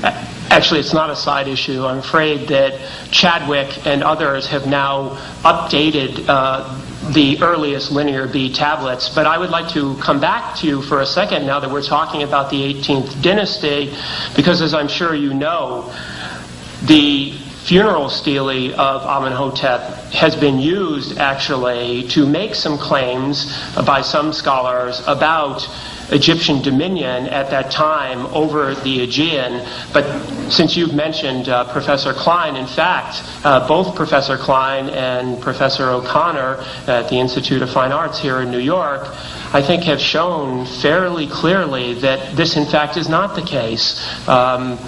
So this leads me onto a point about source criticism, and I would like to raise this as a general point, that one of the very curious things to us about Black Athena is that it does appear to us that the rules of the sociology of knowledge appear to apply to scholars of the 18th and 19th century, but not, for instance, to Herodotus or texts which seem to support Professor Bernal's point of view. And I'm wondering then since we're speaking of principles of selectivity, what then the principle of selectivity for the sociology of knowledge might be? The reasons why, I don't accept Herodotus uncritically. I think one should try and check Herodotus wherever possible, but I think one should also check the 19th and 20th century scholars thoroughly. The reasons why I, on the whole, incline to believe Herodotus more than the 19th century scholars, I outlined before. That is that Greeks were torn in their attitude towards Egypt and towards Southwest Asia. Herodotus' main purpose was to illustrate the constant struggle between Europe and Asia, between Greeks and others. And so, in a way, his description of Egypt as a source of great Greek culture goes against his ideological aim, and I find that more plausible than the 19th and 20th century scholars who were profoundly influenced by Eurocentrism and by the triumphs of Europe in their own epoch to push Greece into Europe and away from the Mediterranean, and I feel that there was no countervailing force affecting the 19th and 20th century historians. And the power of racism and later anti-Semitism, I think, was extraordinarily effective. I think it's also important for the audience to realize that while it's true that Herodotus is a very interesting and intriguing source for Egyptian and other cultures' history in the Near East, Herodotus also tells us that there were flying snakes in Arabia. He also tells us that in the north of India that there were ants that were actually larger than foxes but smaller than dogs, which dug up gold for their Indian masters to be sent to the Persian Empire as a form of tribute. I think that these kinds of stories in Herodotus should caution us against using Herodotus at face value. I think that people should think in a common sense sort of way about Herodotus. Herodotus was a Greek who knew no Egyptian. When he went to Egypt and asked questions about Egyptian culture, he was unable to check any of the stories that were told to him about Egyptian culture. He could read no documents in Egyptian. If anyone in this room went to a country where they could not speak the language and they could not read any of the texts of that culture, would you necessarily believe everything that you were told about that culture? Sorry, would you believe the reports rather than what you were told? There are many Western travelers who have done that. Edgar Snow couldn't speak sufficient Chinese and certainly couldn't read Chinese, and yet he wrote very interesting reports about China. It is possible for an intelligent person with judgment living in the country and viewing it to get good views. But I agree that Herodotus makes many statements that offend our laws of natural history, and therefore they should be discounted immediately. On the other hand, the 19th century scholars believed in such things as races, racial essences, the bad effects of racial mixture. All these things are much more relevant to the study of relations between Egypt and Phoenicia and Greece than belief in medium-sized ants. These are the relevant issues, and these are fantasies that were held by the 19th and early 20th century scholars.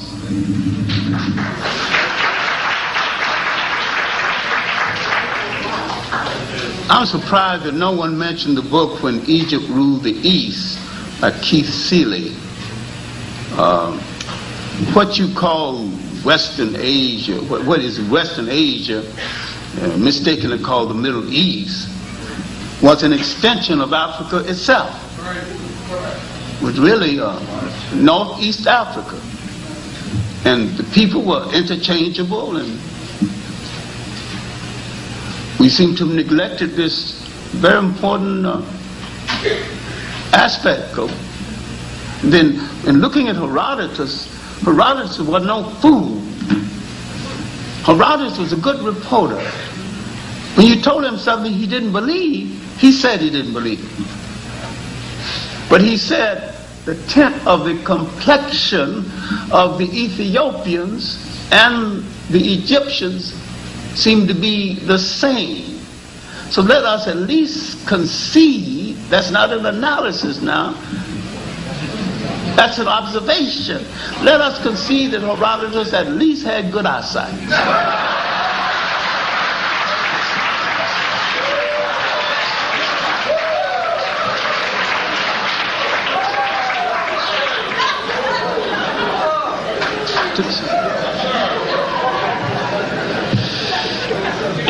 Is Professor Clark claiming that Herodotus did go to Ethiopia? He encountered Ethiopians as well as the Egyptians. The people, we misuse the word Egyptian anyway. That's a Greek word, and the Africans never call that country Egypt. But he encountered both. Then there were other writers. Count Varney's Runs of Empires and Delepsis' work on the comparative study between the cultures of the upper and the lower Nile mean that you people keep telling me what you have not read. Well, one of the things that we did read, and we did actually put in our volume, was a very long and comprehensive essay by Frank Snowden of Howard University, who was a very long and comprehensive essay by Frank Snowden of Howard University, who I'm afraid to say disagrees with you completely and cites many Greek writers and also Egyptian sources who make differences in their observations. Look, Frank Snowden, Skip Gates, Appear, all these cop-outs running from black people and trying to get accepted by white people. We cannot be judged by these phonies.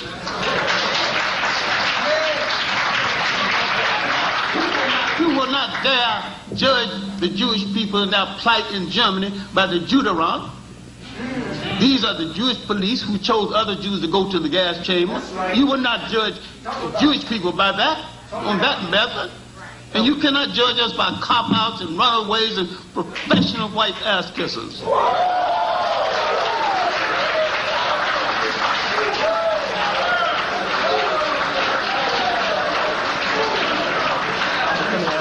Excuse me. Yes, you're quite right. I don't make judgments upon people based on those kinds of slanders. I judge their evidence. But the question arose early in this conversation, Professor Rogers. How prepared are you to be a judge? That was the initial question that I asked you. If you're saying that you're basing a conclusion on the writings of someone without yourself being able independently to assess the validity of what they say, I'm not so sure that you are well equipped to judge. I am judging based on the evidence, and I think in discussing Herodotus, I've given some very, very good examples of my familiarity with that text, and I really haven't had responses which show very much familiarity with the details of Herodotus' text and his observations, I'm afraid. You've conducted, how long have you been, I hate to say this, but how long have you been in this storm? Sorry. 5 years? Sorry. In this area of study.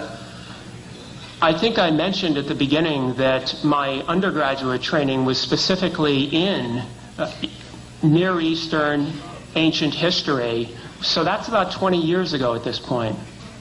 My undergraduate training is in economics, but I will not exactly say that I would go up against a real economist. It still is a BA degree, after all. Well, my PhD is actually in classics and ancient history, and I'm curious, now that we're raising the question of qualifications, and you're asking me about judging those texts, whether in fact you do read Greek. Yes. Then...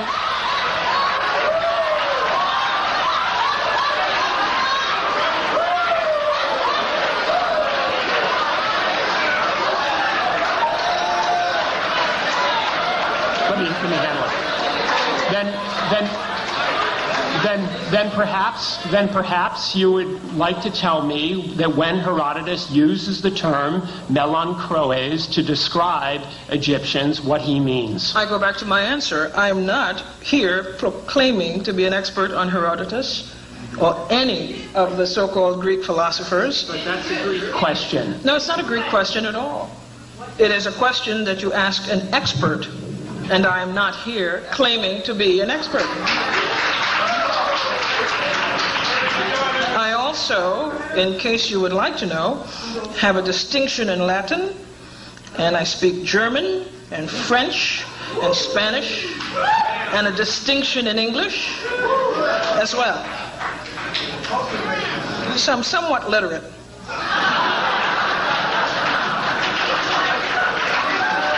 I'm concerned, though, that so far I've been hearing bits and pieces of the discussion in specificity. You take fact A and you argue fact A, and you get a response based on fact A. I'm not so sure, though, that you have accomplished the major objective here tonight, which is to argue that bodies of work have no legitimacy. I would like you, in concluding, to at least get to that issue, that entire bodies of work have no legitimacy.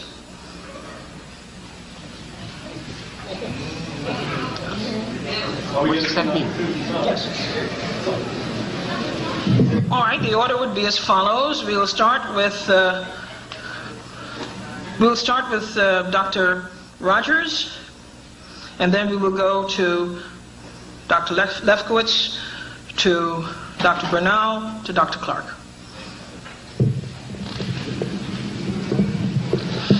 I'm baffled by that introduction about bodies of work. I don't think that has anything to do with anything that either Professor Lefkowitz or I have said. But since you've asked me to conclude something about what we are trying to persuade people of,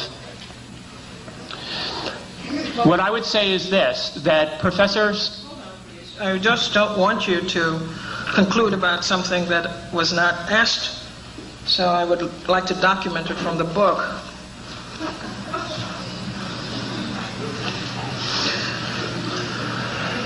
You claim, for example, and I'm reading from the cover, the back cover,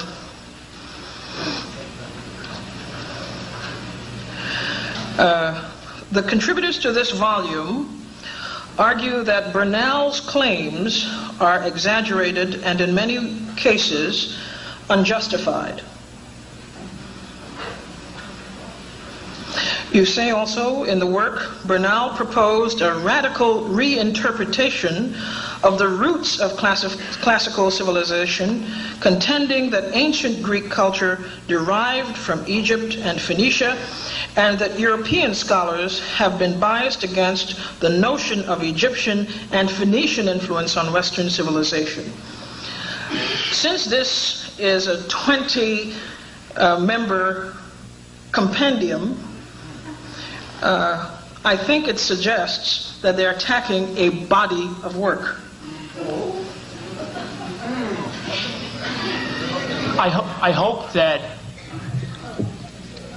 in reading the back jacket cover and our description of Professor Bernau's enterprise, that we've been fair to him insofar as what he takes his project to be about. As far as I understand it, I think it is fair.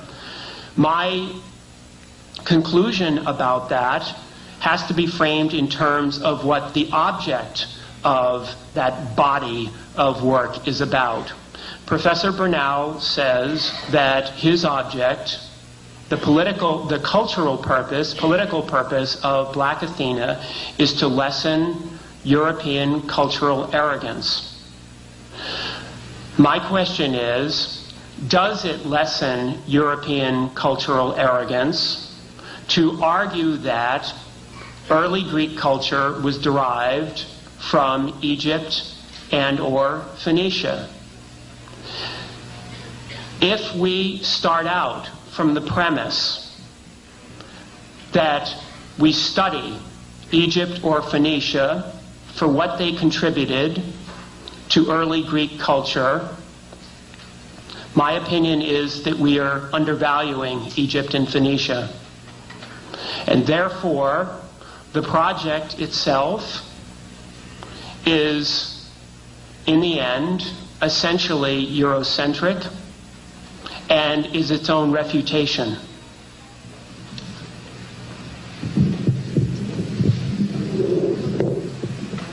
I think one can agree with the project of lessening European cultural arrogance completely, and that we applaud all efforts to do so. What we are concerned with is trying to establish what historical evidence shows the influence of what on what. And this is not a project which any of us here can complete at all. That many people must be involved in this, and it requires the thought and efforts of a lot of us to do it. We would like to think that it can be redone without rewriting history altogether, or without claiming that there has been a huge European cover-up of information. There is certainly true. You can claim that, but please remember, you must also show that it has been done. There are many things that Europe has been guilty of and responsible for, and certainly the covering, not the covering up, I don't mean to say that, but the absolute refusal to acknowledge the history of Africa, which I made reference to in my opening remarks, is something that we must continuously work on redressing. Much more must be learned. Much more must be studied. I am very much in favor of that. And I believe that can start also in our teaching of American history, where in many cases the whole history of the African American contribution to American history has been ignored and neglected, and there are brilliant writers out there whose works are not being read. I think we should change all that. But we do not have to rewrite ancient history completely in order to do some of these important things. I would just simply ask, let us investigate carefully the degree of Egyptian influence on ancient Greece, but we must also investigate the Near Eastern cultures such as Phoenicia and the Hittites. After all, Phoenicia gave ancient Greece her alphabet.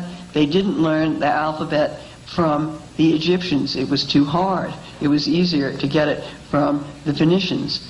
And we must begin to work on those lines. I would like to see everyone work also on a period we haven't discussed much here tonight, where we really do see Egyptian influence on Greek culture, and that is in the Hellenistic period after Alexander got there and Greeks were living in Egypt. A huge number of Greeks were living in Egypt. There I think you can see some real influence.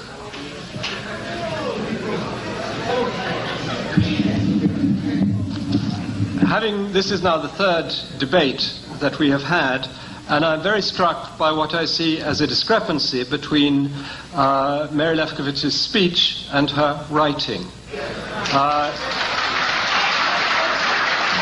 That in speech, she is all sweetness and light and for open debate and openness in culture. Her writing is very different. The title, Not Out of Africa, is extremely provocative, and it reads, the text carries on in the same way. And I'd like to quote to you a letter I received from probably the most distinguished active classicist in the world today, who actually agrees with her on the academic side. Nevertheless, he writes, "I do not find her exposition cool, detached, and reasonable, despite her efforts to make it seem like that.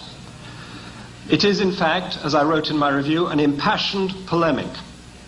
Of course, Mary wants to look scholarly and detached, but hers is the scholarship of the National Association of Scholars, which is funded by the same people that funded Not Out of Africa, and that leads us back to where Professor Clark began on the general political context in which this book has appeared."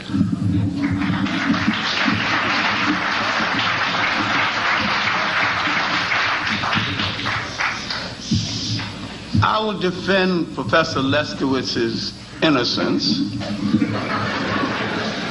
because she is a pawn in somebody else's game. As I said in the beginning, it is beyond the lack and dislike of Afrocentricity, which has not even developed enough to be called a discipline.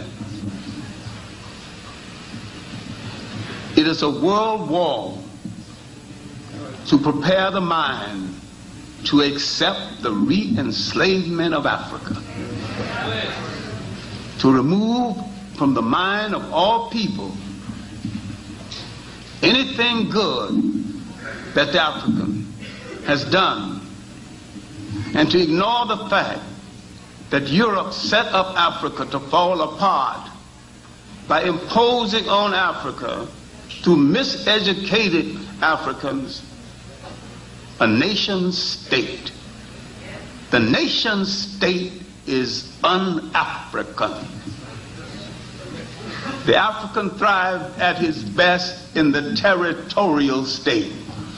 Many cultures, many languages, side by side, challenging each other, fertilizing each other. What you might call an empire. If you study the last 1,000 years before slavery, the development of independent states in the Western Sudan, Ghana, Mali, Songhai, destroyed by the invasion from North Africa by the Arabs attacking the North African Muslims, attacking the African Muslims, and destroying the great University of Sankore and exiling its greatest scholar, Ahmed Baba, who admonished his students, believe in God and science. The Africans never separated God from science. The priests were scientists. The priest was the most knowledgeable person. That's why you had the concept of a priest God. Now, if they wipe this out of the mind of our children, and our children look at television and sound bites and think they were nothing but a nothing, when they re-enslave Africa, they're going to say, good for them. They're preparing us to accept it. They're preparing the world to accept the re-enslavement of African people all over the world. And I'm saying that Ms. Lefkowitz is a pawn in their game. In the tragic irony of it, she is the pawn in the game of people who turn their backs on her people and let them be killed by the millions.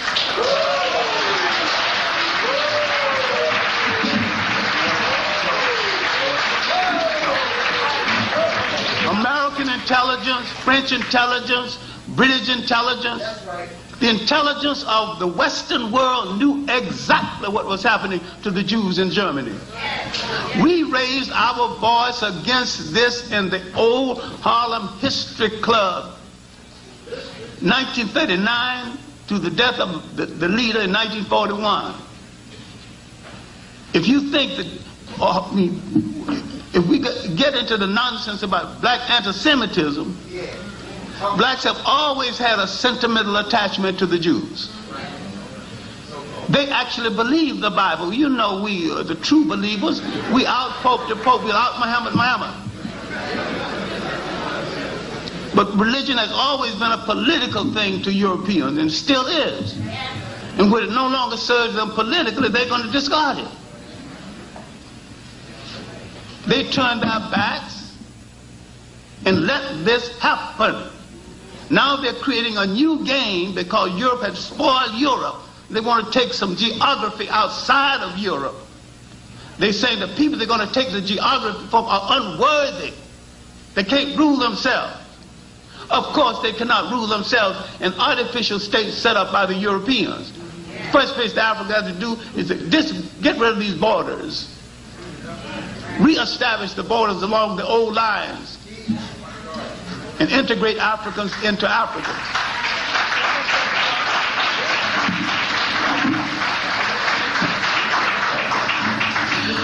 Okay.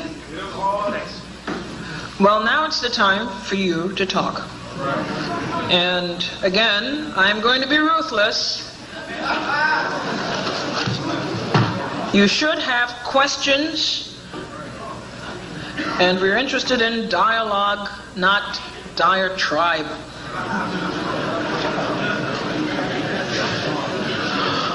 All right, what are they setting up microphones, I believe. In your statement in your book about Masonry, I have to disagree with. And I'd like to know how much research you've done on Masonry, which was a bastardized word given by Pythagoras. Masonry was not always known as Masonry. It was called the study of lux. Would you please identify the and lux in Latin is light. No. Could you identify the incorrect statement? She said that the Abbey, that the statement in the book pertaining to the mystery system coming from the book, the Abbey's book in the 18th century, the study of lux preceded what they call Masonry. Pythagoras gave it that name. It's a Latin term, summi medio coli. Just as Pythagoras gave the name gymnasium to schools of learning, that's what it was at that time. What they call lodges now, they call gymnasiums. You use the term about the Afrocentrism coming from Masonic Caribbean Lodge. That is a falsehood, ma'am. That is a total unfalsehood. Okay. Do you have any research in Masonry? Did you do any research?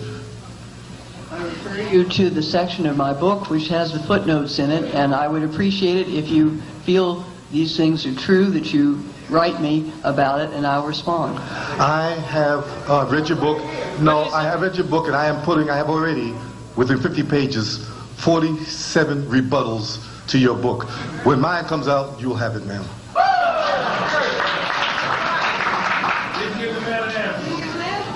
Hey, we didn't hear a response, Dr. Lefkowitz. It would be I certainly read quite a few books. They are cited in the footnotes to the chapter where I discussed that. I try to explain why I believe, on the basis of the evidence that I have presented in the book, that Masonry, the mythology that I believe is behind some of the ideas that Greek philosophy was stolen from Egypt, come from an 18th century French novel. And I put all the information out in my book. If you disagree with my book, there you are. I mean, that is the point of what we are doing, is to argue and discuss and to proceed from there. I should advise the audience that the books are available right outside, so you can pick up a copy of all books mentioned here tonight. Yes, not all of them, but you know. Hello. Yes? Good evening to everyone here tonight. Thank you. It's an honor, and a privilege, and a pleasure to be here for this historic event. Great. Get to your question. My question I have a couple of quick questions. No, one. Just one question? That's the quota tonight. Oh my God. Okay. Oh man. Okay. Well, what you could do is you could step to the side and pick one. Okay, my question is for just one question for everybody. Just one question. Okay. That's difficult. Okay. My question is for you, Dr. Lefkowitz. Did the ancient Greeks espouse white supremacy? Thank you. I believe that the ancient Greeks did not do that. I believe that the ancient world in general did not have the problems with racism which our society is so fraught with today. And that is one of the great reasons why I, in many ways, am happier studying the ancient world. The same, I've got a question for you. And I would like to know from you, would you say that James Breasted, who founded the Institute of Oriental Studies for the University of Chicago, is a liar? Then you haven't read his works, because I have it right here, and he made no bones about what the Greeks got from the Egyptians. And when Dr. Clark mentioned to you about Herodotus, Herodotus said this. He says, I cannot say with certainty which supposition is the right one, but I noticed this myself before I asked any question, both in cultures and in Egypt. And the Egyptians, the Chaldeans remember the Egyptians much more distinctly than the Egyptians remember them. For the Chaldeans said that they thought that they were offsprings from the soldiers left there by Sesostris, who was the head of the Egyptians.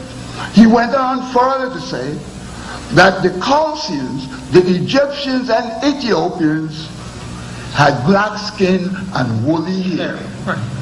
And let me remind you that if you know anything about Greek mythology, you will have read about Agamemnon.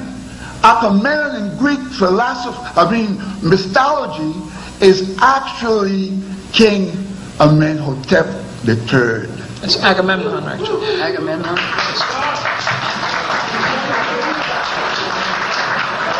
Again, I must insist, why impressive as it was, I must insist just the same on questions. Okay, as a student of Afrocentricity from Temple, first of all, if you read Chinwezu, he talks about Aristotle calling the Egyptians cowards because they were black. So there was some form of supremacy in Greece around that time. My question, though, however, is this. Your question to whom, sir? Well, to basically, anybody could pick it up. Okay.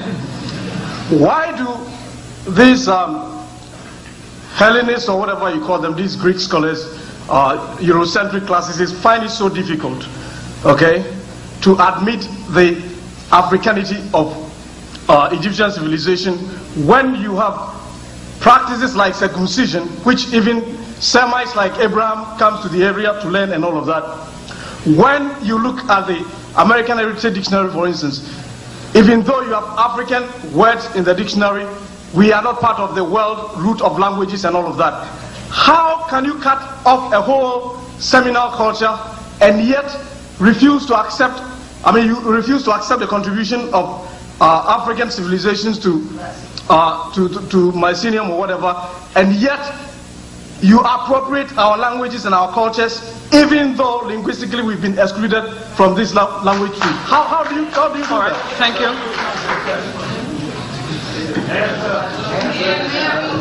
I don't think that anyone maintains that ancient Egypt wasn't part of the continent of Africa, so that's a sort of non-starter. Secondly, Order, please. I feel like Judge Ito. Secondly, linguistically, I don't think that anyone I know believes that ancient Greek in its majority, is derived from the Afro-Asiatic language group. I think that the placement of Greek into the Indo-European language group sets it in a different context. I have no problem acknowledging Greece's debts to many different Near Eastern cultures. Doesn't bother me at all. Professor Clark, would you like to respond? Professor Clark? Do you want to respond? I'm wondering why we seem to be putting our emphasis in the wrong place. We're giving Greeks credit for something they did not do. We're not analyzing the fact that at the time Greece and Rome was at their height, the majority of their own people were slaves. And that people who created the word democracy and popularized the word Christians were neither democratic or Christians then or now. And so we are following a myth they created far worse than any myth the Afrocentrics have created or accused to have been created. My criticism of Afrocentricity is its inadequacy. It hasn't gone far enough. Question, please. Yes, thank you for giving me this opportunity.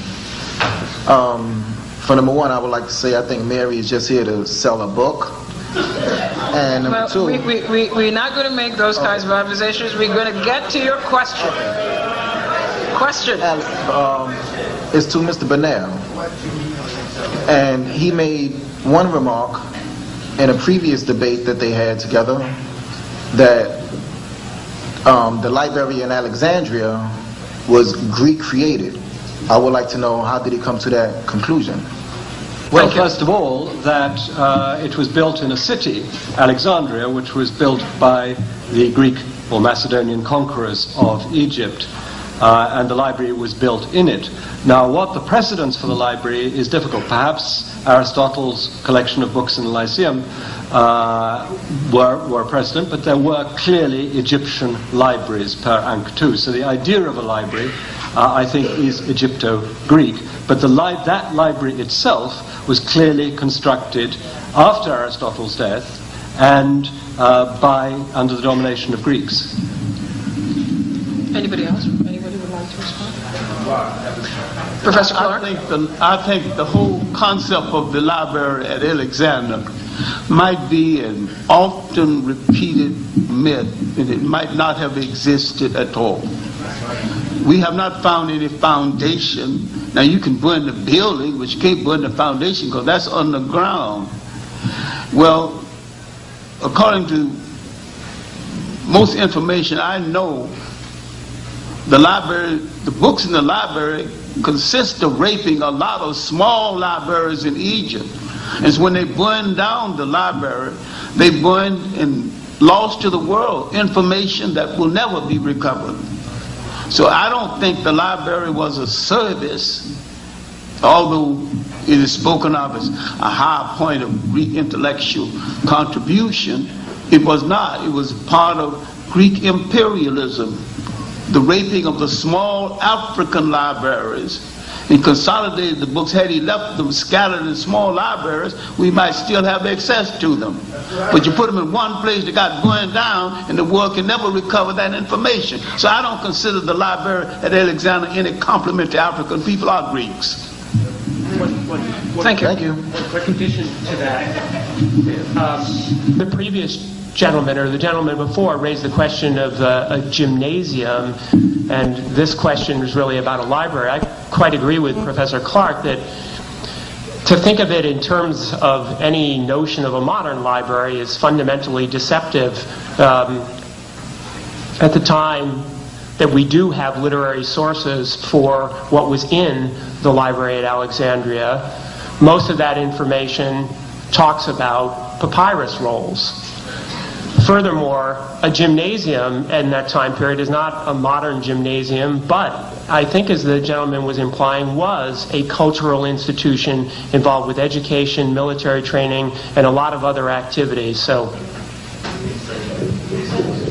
thank you for your question. Hello. Yeah, I have two questions, but I know I cannot ask two questions. So then don't start it. Just ask one. I'll ask one question in two parts. No.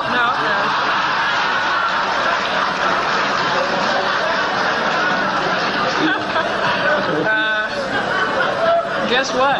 Yeah. You will ask one question in one part. It seems to be that all four of our distinguished scholars could be congratulating. It seems to be that all four of our distinguished scholars could be congratulating each other, because they all have really contributed much to our knowledge. Instead, they act like those proverbial blind men holding on to different part of an elephant and saying, "I've got him."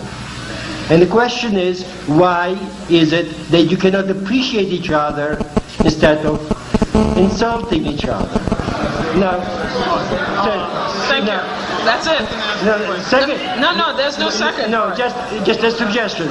Now, of course, what is behind, I suppose, is the political conflict. And what I want to ask is... No, but you're asking a second question. So you already asked your first question. Just indicate a direction.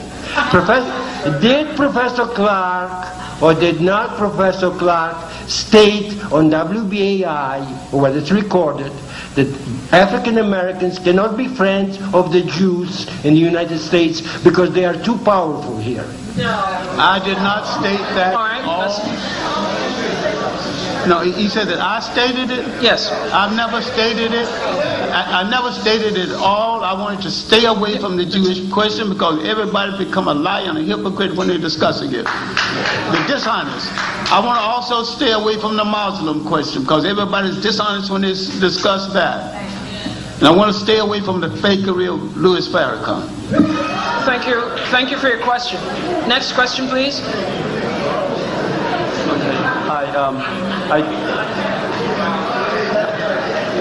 Yes, let's simmer down. Well, first, I'd just like to say a quick comment on the politics behind this book. Already at City College, they're talking about closing down the ethnic studies programs and instituting it with an interdisciplinary program, which they laud will be so much better. Anyway, I do believe that your book is a part of this whole scheme, which I believe will be carried throughout this country. But anyway, that aside, I'd like to get onto my questions. I did flip through your book, and meaning flipping through, because I just found it very, for lack of words, I would have to go back to Mr. Clark's, Dr. Clark's sophomoric book, because it left many holes, and you contradicted yourself with the very same contradictions that you were blaming all these other authors for having done. So the question comes to, was Socrates black? And I felt that you were like beating a dead horse on its head. Rather than ask that question, I would like to ask you, from this quote, it says, I got it out of a book today, Socrates was prosecuted on a charge of impiety, quote, for not worshiping the gods whom the city worships, for introducing religious innovations, and for corrupting the young men. Now this was, I believe, in the trial of Socrates. And the question being, if so, this is indigenous Greek philosophy coming out from philosophy, and he was eventually put to death by talking about his philosophy and influencing the young minds of Greece, Athens. Then, I'm not sure if it was Athens or Sparta, I forget. But then my question to you is, what then is so Greek about Socrates? So that's my question to my left.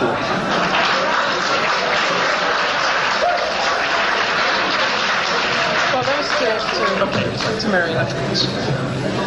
I'm not sure I understand your question. I'm certainly glad that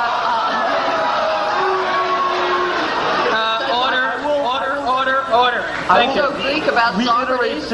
Can I reiterate this again? No, I think you've asked several questions there. I'm sure glad you like my book so much. But let me just say that Socrates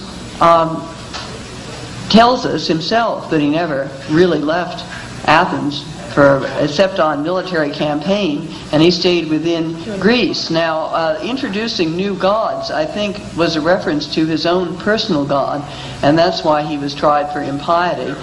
People did not have their own personal gods. They had to believe in the gods the city believed in. It's a long story. There's a considerable bibliography on that if you're interested. I'm sure somebody at your university could tell you. As for my being part of a conspiracy to destroy all sorts of things, I am not part of any conspiracy at all. Dr. Clark, is going to respond? I think we many times ask the right question the wrong way. The racism that we know today started in the 15th and the 16th century as a rationale for slavery. Whatever harm the Romans and the Greeks did, they had no racism compared to the racism of today. Otherwise, why would there be 3 African emperors of Rome? You know that. And why would there be 3 African popes in the early Roman Church? And why would Septimus Severus become the governor of England? The country's going to become England. I'm saying that if you charge the Greeks with the same kind of color prejudice we have today, you're charging them wrong. They've got enough crimes that they're guilty of without that. They had a respect for talent wherever they found it, even among the people they conquered. And the people they conquered had upward mobility to the extent they fitted into the Greek or the Roman political intentions of that day. Now, I have gone to England and had the privilege of going in the basement of the British Museum. As a commoner, naturally I couldn't go, but when they asked the other person with me, what is your authority to enter and look at the sites in the basement of the British Museum? He was a Caribbean person who lived in America most of his life, but he wasn't a citizen, so he hadn't officially been knighted by the Queen. And so he pulled out his card and the door to the basement opened. And we saw the picture of Herodotus, matted hair, pug nose, similar to mine. The statue was in the basement of the British Museum, where it will stay and not on display. But I don't argue Herodotus on the basis of his blackness or anything else. I argue on the fact that he had wandered away from his people. He had learned a concept and a way of living, a way of morality, different from that of his people. So just like Jesus Christ, when he came back among his people, he was preaching something that alien to that place. His food driving the money changers from the temple. What is that we gonna make? But in other words, what kind of Jew is this? A strange kind of Jew. He don't want us to engage in trade. The Romans didn't want to have anything to do with it. So when the Roman governor when he was put on trial for sorcery, the Romans, he wasn't harming the Romans, he wasn't even preaching to the Romans, he was preaching to his own people. And so he pushed them back and said, he's your king. And they pushed him back toward the Romans, said, not my king. But he come in with all those foolish ideas, he hanging out in Egypt. So Herodotus has been, I didn't say he went to Africa, I don't know. But he was influenced by African moral thought. Thank you. Your question, please. I'm a student at City College, and this question's for Dr. Clark. Please, could you explain to the right, your left? The what? The right, on your right, the two so-called professors on your right. Well, to his left. On his left, on your right, the agenda of the right in the political context that lets a president of my school, Yolanda Moses, dismantle and ethnically cleanse the ethnic studies and the black studies, the Latino studies, Jewish studies, Asian studies up at City College, and because I have no respect for you, because up at City College we are fighting there every day. All right. For what the question is, I want Dr. Clark to explain how this is. What's this doing to the train of thought in our universities, and how it lets people politically dismantle our universities as we know Thank them? you for your question. This trend started soon after the Black Studies explosion. Whites began to plan how to let them use this as a political plaything until they got their act together and that strength together in order to destroy it. It wasn't meant to be, no one, if you ever got this simple thing, people never educate you in the technique you can use to take their power away from them. See, education has but one honorable purpose, one alone. Everything else is a waste of time. Take their power away from them. See, education has but one honorable purpose, one alone. Everything else is a waste of time. That to train the student to be a responsible handler of power. No one ever wants us to be responsible handlers of power. I'm saying that it has nothing to do with political lines. The left don't want us to be responsible no more than the right. But they want to dominate us in a different way from the right, and they think they can dominate us better. It's an argument of not of whether we will be free, but who will enslave us. And had we should have accepted the responsibility of making black studies strong enough to take this assault. We could have anticipated it and argued with it, but we dissipated too much energy arguing among ourselves over triviality. We are partly to blame for what has happened. Thank you, Dr. Clark. Your question, please. My question is to Drs. Lefkowitz and Rogers. I would like information about the foundation and grants regarding the publication of the book. How did University of North Carolina come to choose them? Did they make the application for the grants? And what are the foundations? Thank you. There's a simple answer. There were none. None. None. Zero. Zilch. None.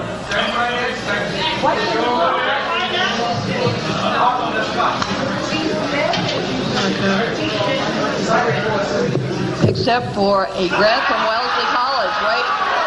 Now listen, you hear me. Wellesley College student assistants. 2 students who did research paid for by student research grants from Wellesley College. We thank Wellesley College for that. No, we had no outside grants to write that book at all. The University of North Carolina had nothing to do with funding the book. They simply came to us 3.5 years ago and asked us to put together the book. So you cite here, you cite in the preface to your book, we are, let me see.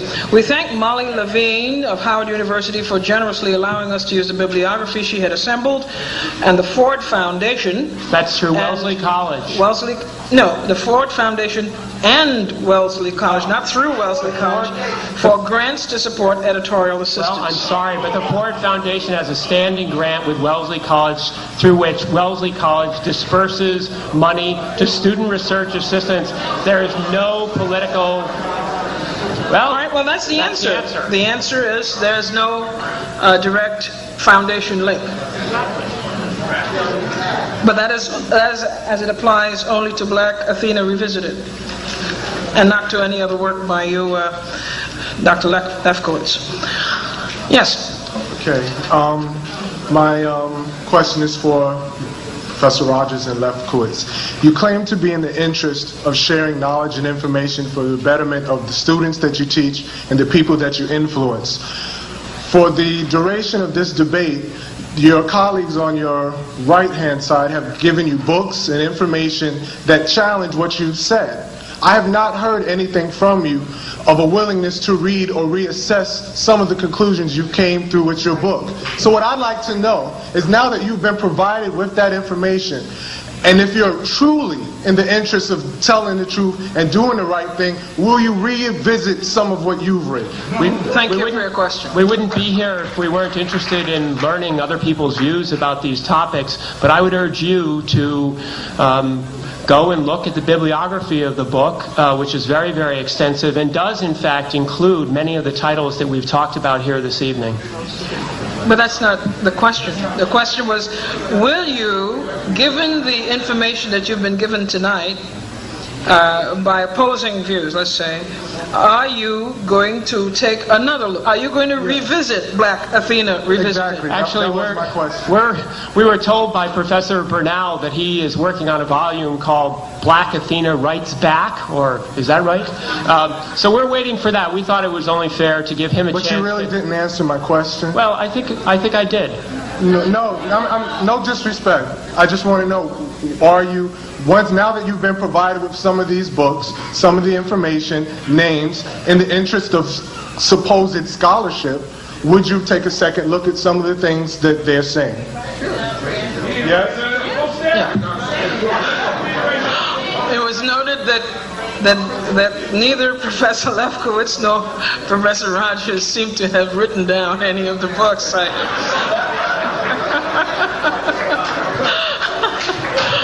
Your question, please. We didn't have to write down all the books because we have actually read a great many of them. I wrote down several notes.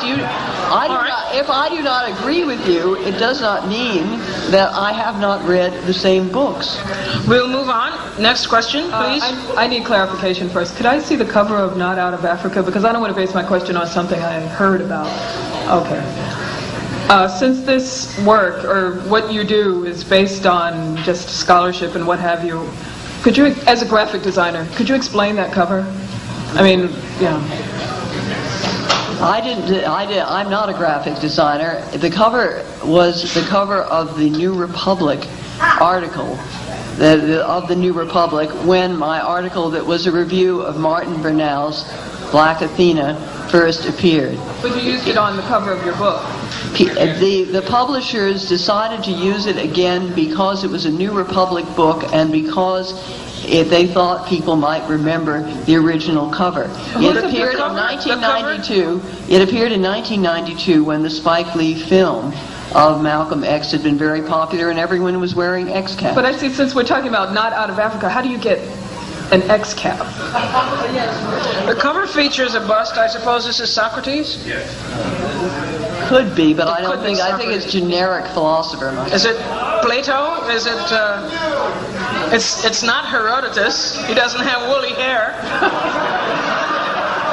Well, Herodotus wouldn't have had woolly hair. That was the Colchians and the Egyptians. But it is a bust of a. I don't know how to describe this, other than you see this kind of sculpture all the time. Philosopher. A Homeric figure with an X cap on. Anyway, thanks. Thank you. Question, please. Good evening, Mr. Bernal, and to Dr. Henry Clark. First of all, Mr. Bernal, maybe you'll be willing to explain how anti-Semitism got involved with Black Athena. Professor, what is your name, the lady, I'm sorry? Lefkowitz. Lefkowitz, you brought up the subject of anti-Semitism. I want to know, what does that have to do with Black Athena? Thank you. Dr. Henry Clark or Dr. Bernal can answer that. Thank you. I don't think anti-Semitism should have been brought into the discussion at all, because most people who accuse people of being anti-Semitic have never, most people who accuse you of being anti-Semitic have not even explained exactly what is a Semitic. It started off as a linguistic term. How did it become a racial term? There are Semitic-speaking people of all colors. So it's not an exclusive thing for the people who adopted the name Jew, mainly in Europe, because the word Jew was not used widely in the ancient world.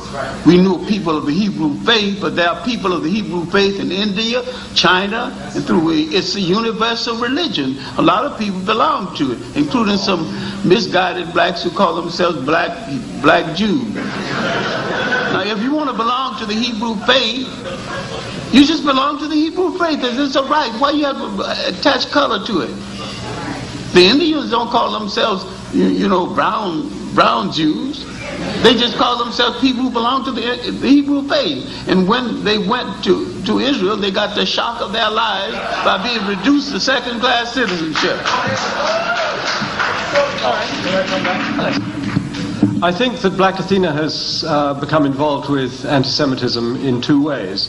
That is, in my book, I do spend about half the text, almost half the text, talking about Phoenician influences, that is, Semitic-speaking influences on Greece, and how anti-Semitism among European scholars in the late 19th and early 20th century affected the interpretation of those influences on Greece. So that has one big aspect, and I've been attacked for that by Tony Martin and some others for spending too much time on looking at Jewish or Semitic influences, not Jewish influences, Semitic influences. The other way in which it's become loosely attached to Black Athena is the way in which some, very few, of the people, the African Americans who are or who claim to be anti-Semitic, have liked Black Athena, but that I think is a much less important issue. I've been fighting anti-Semitism in my book, and this is something that I find extremely central. It may not be central to this audience, but it is very important to me and the way I wrote it. Yes, we share Professor Brunel's view. We share Professor Brunel's view that there were some scholars in 18th and 19th century Europe who, for reasons of anti-Semitism, sought to exclude all kinds of people speaking Semitic languages from the story of the origins of Greek culture. Thank you. Your question, please.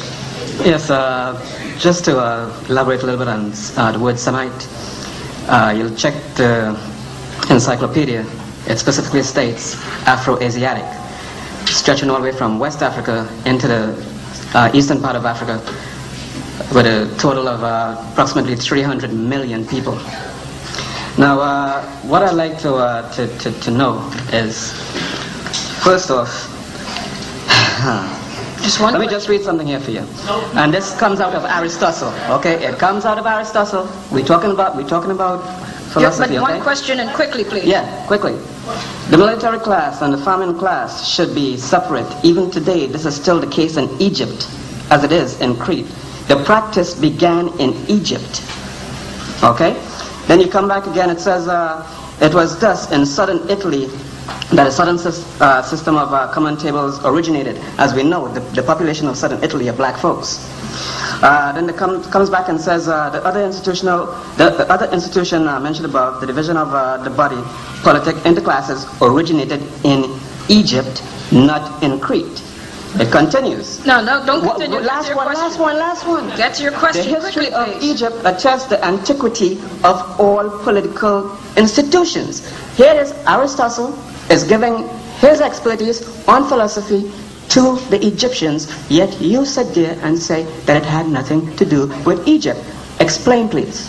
I don't think that we have said that Greek politics have nothing to do with Egyptian politics. In fact, one of the more interesting arguments that I think you'll find in our book is Sumerian scholars believe that a form of what, for want of a better term, could be called democracy actually existed perhaps on the banks of the Tigris and the Euphrates in about 1800 BCE.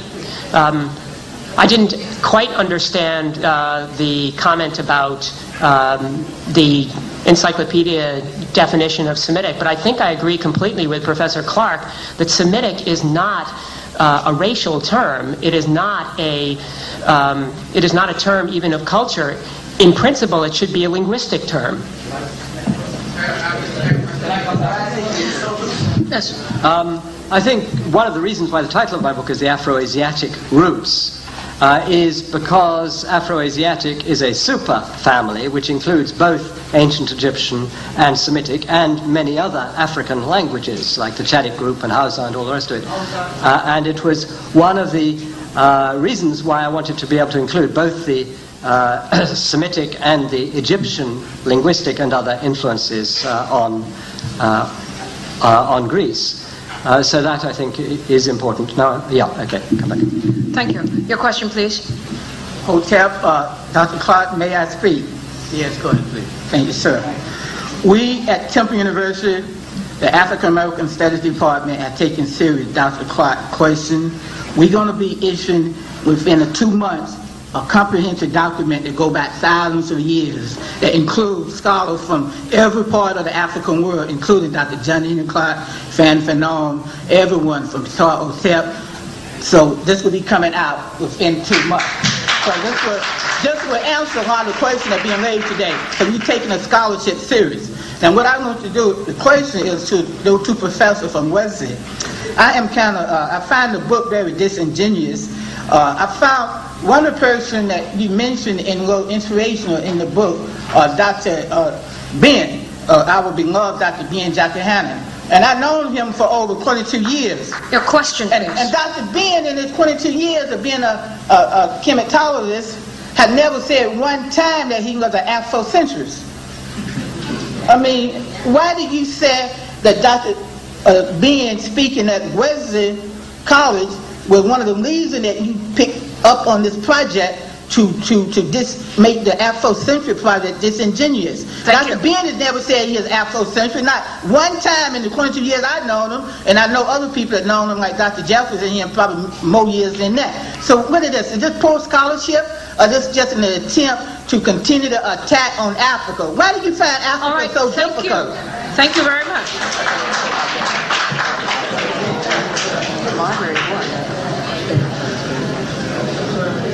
I was simply talking about an incident at Wellesley when Dr. Ben Yochanan talked about the library at Alexandria and claimed that Aristotle had stolen his works from it. Perhaps the term Afrocentrism has become too widely generalized. We all have been discussing tonight a great many ways in which it's been used and misused. Professor Asante at Temple, as you of course know very well, believes, and I think this is quite true, that he has invented that term, but like all things that one invents, it gets out of hand. So that's my answer. I believe you're right that Dr. Ben refers. Let's stop talking about usefulness and talk about honesty.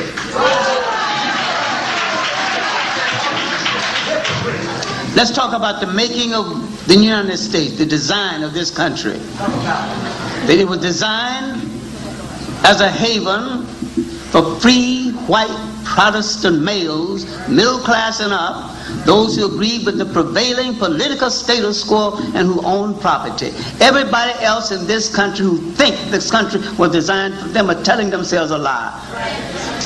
The Jews were out of it, the Catholics were out of it, the Quakers were out of it. Now look at who's held power in this nation. Only one non-Protestant president, and how long did they last before they killed him? When they said liberty and justice for all, that's the all they were talking about. Other people think they were talking about them. The country have not betrayed any promise to you, had even made any promise to you. What even talking about you in the first place? Let's tell the real truth about all the founding fathers being slaveholders. Let's read the letters George Washington wrote when he wanted some special molasses from the Caribbeans, and he offered to send one trained nigger as payment for the molasses. Let's not take George Washington out of history, but let's put the blacks in history along with him. Let's talk about James Fortan, who made the tents for George Washington. And George Washington found that those wax-matted cloth of the tents was stronger than the cloth in the breeches of his soldiers. He asked James Fortan to make some breeches of that same cloth. Those breeches made by a black man turned that terrible third and fourth winter of the American Revolution. Don't take George Washington out, but put James Fortan in with it. Yes, sir. Thank you. Thank you. Dr. Bernal? Is this a response to a question? If you want to just add something, if you had a chance. Are we still going on with the questions? No, questions are done. Questions done? Yes. Okay. Well, I think this has been, there's been some intellectual blood spilt, but I find it very interesting. But I'd like to end on a note that Mary Lefkowitz raises in her book, a point raised many times by Arthur J. Schlesinger, Jr., that Afrocentrist history is purely an attempt to promote group self-esteem, whereas history, and I'm quoting, should consist of dispassionate analysis, judgment, and perspective. In fact, this desirable goal is very seldom reached in schools, which nearly always stress the achievements of the dominant group or the majority group in that school. Nevertheless, I quite agree with them that one should try to transcend these intellectual or social environments and achieve objectivity as far as it's possible to do so. However, classics, based as it is in what I call the Aryan model, with its insistence on a European and pure Greece, is an extreme example of feel-good scholarship for Europeans. Well, that brings us to the end of this meeting. I want you to give yourselves a hand for hanging in here. I want to thank you all for coming, and keep listening to your favorite station, which is WBAI 99.5 FM. Thank you, and good night.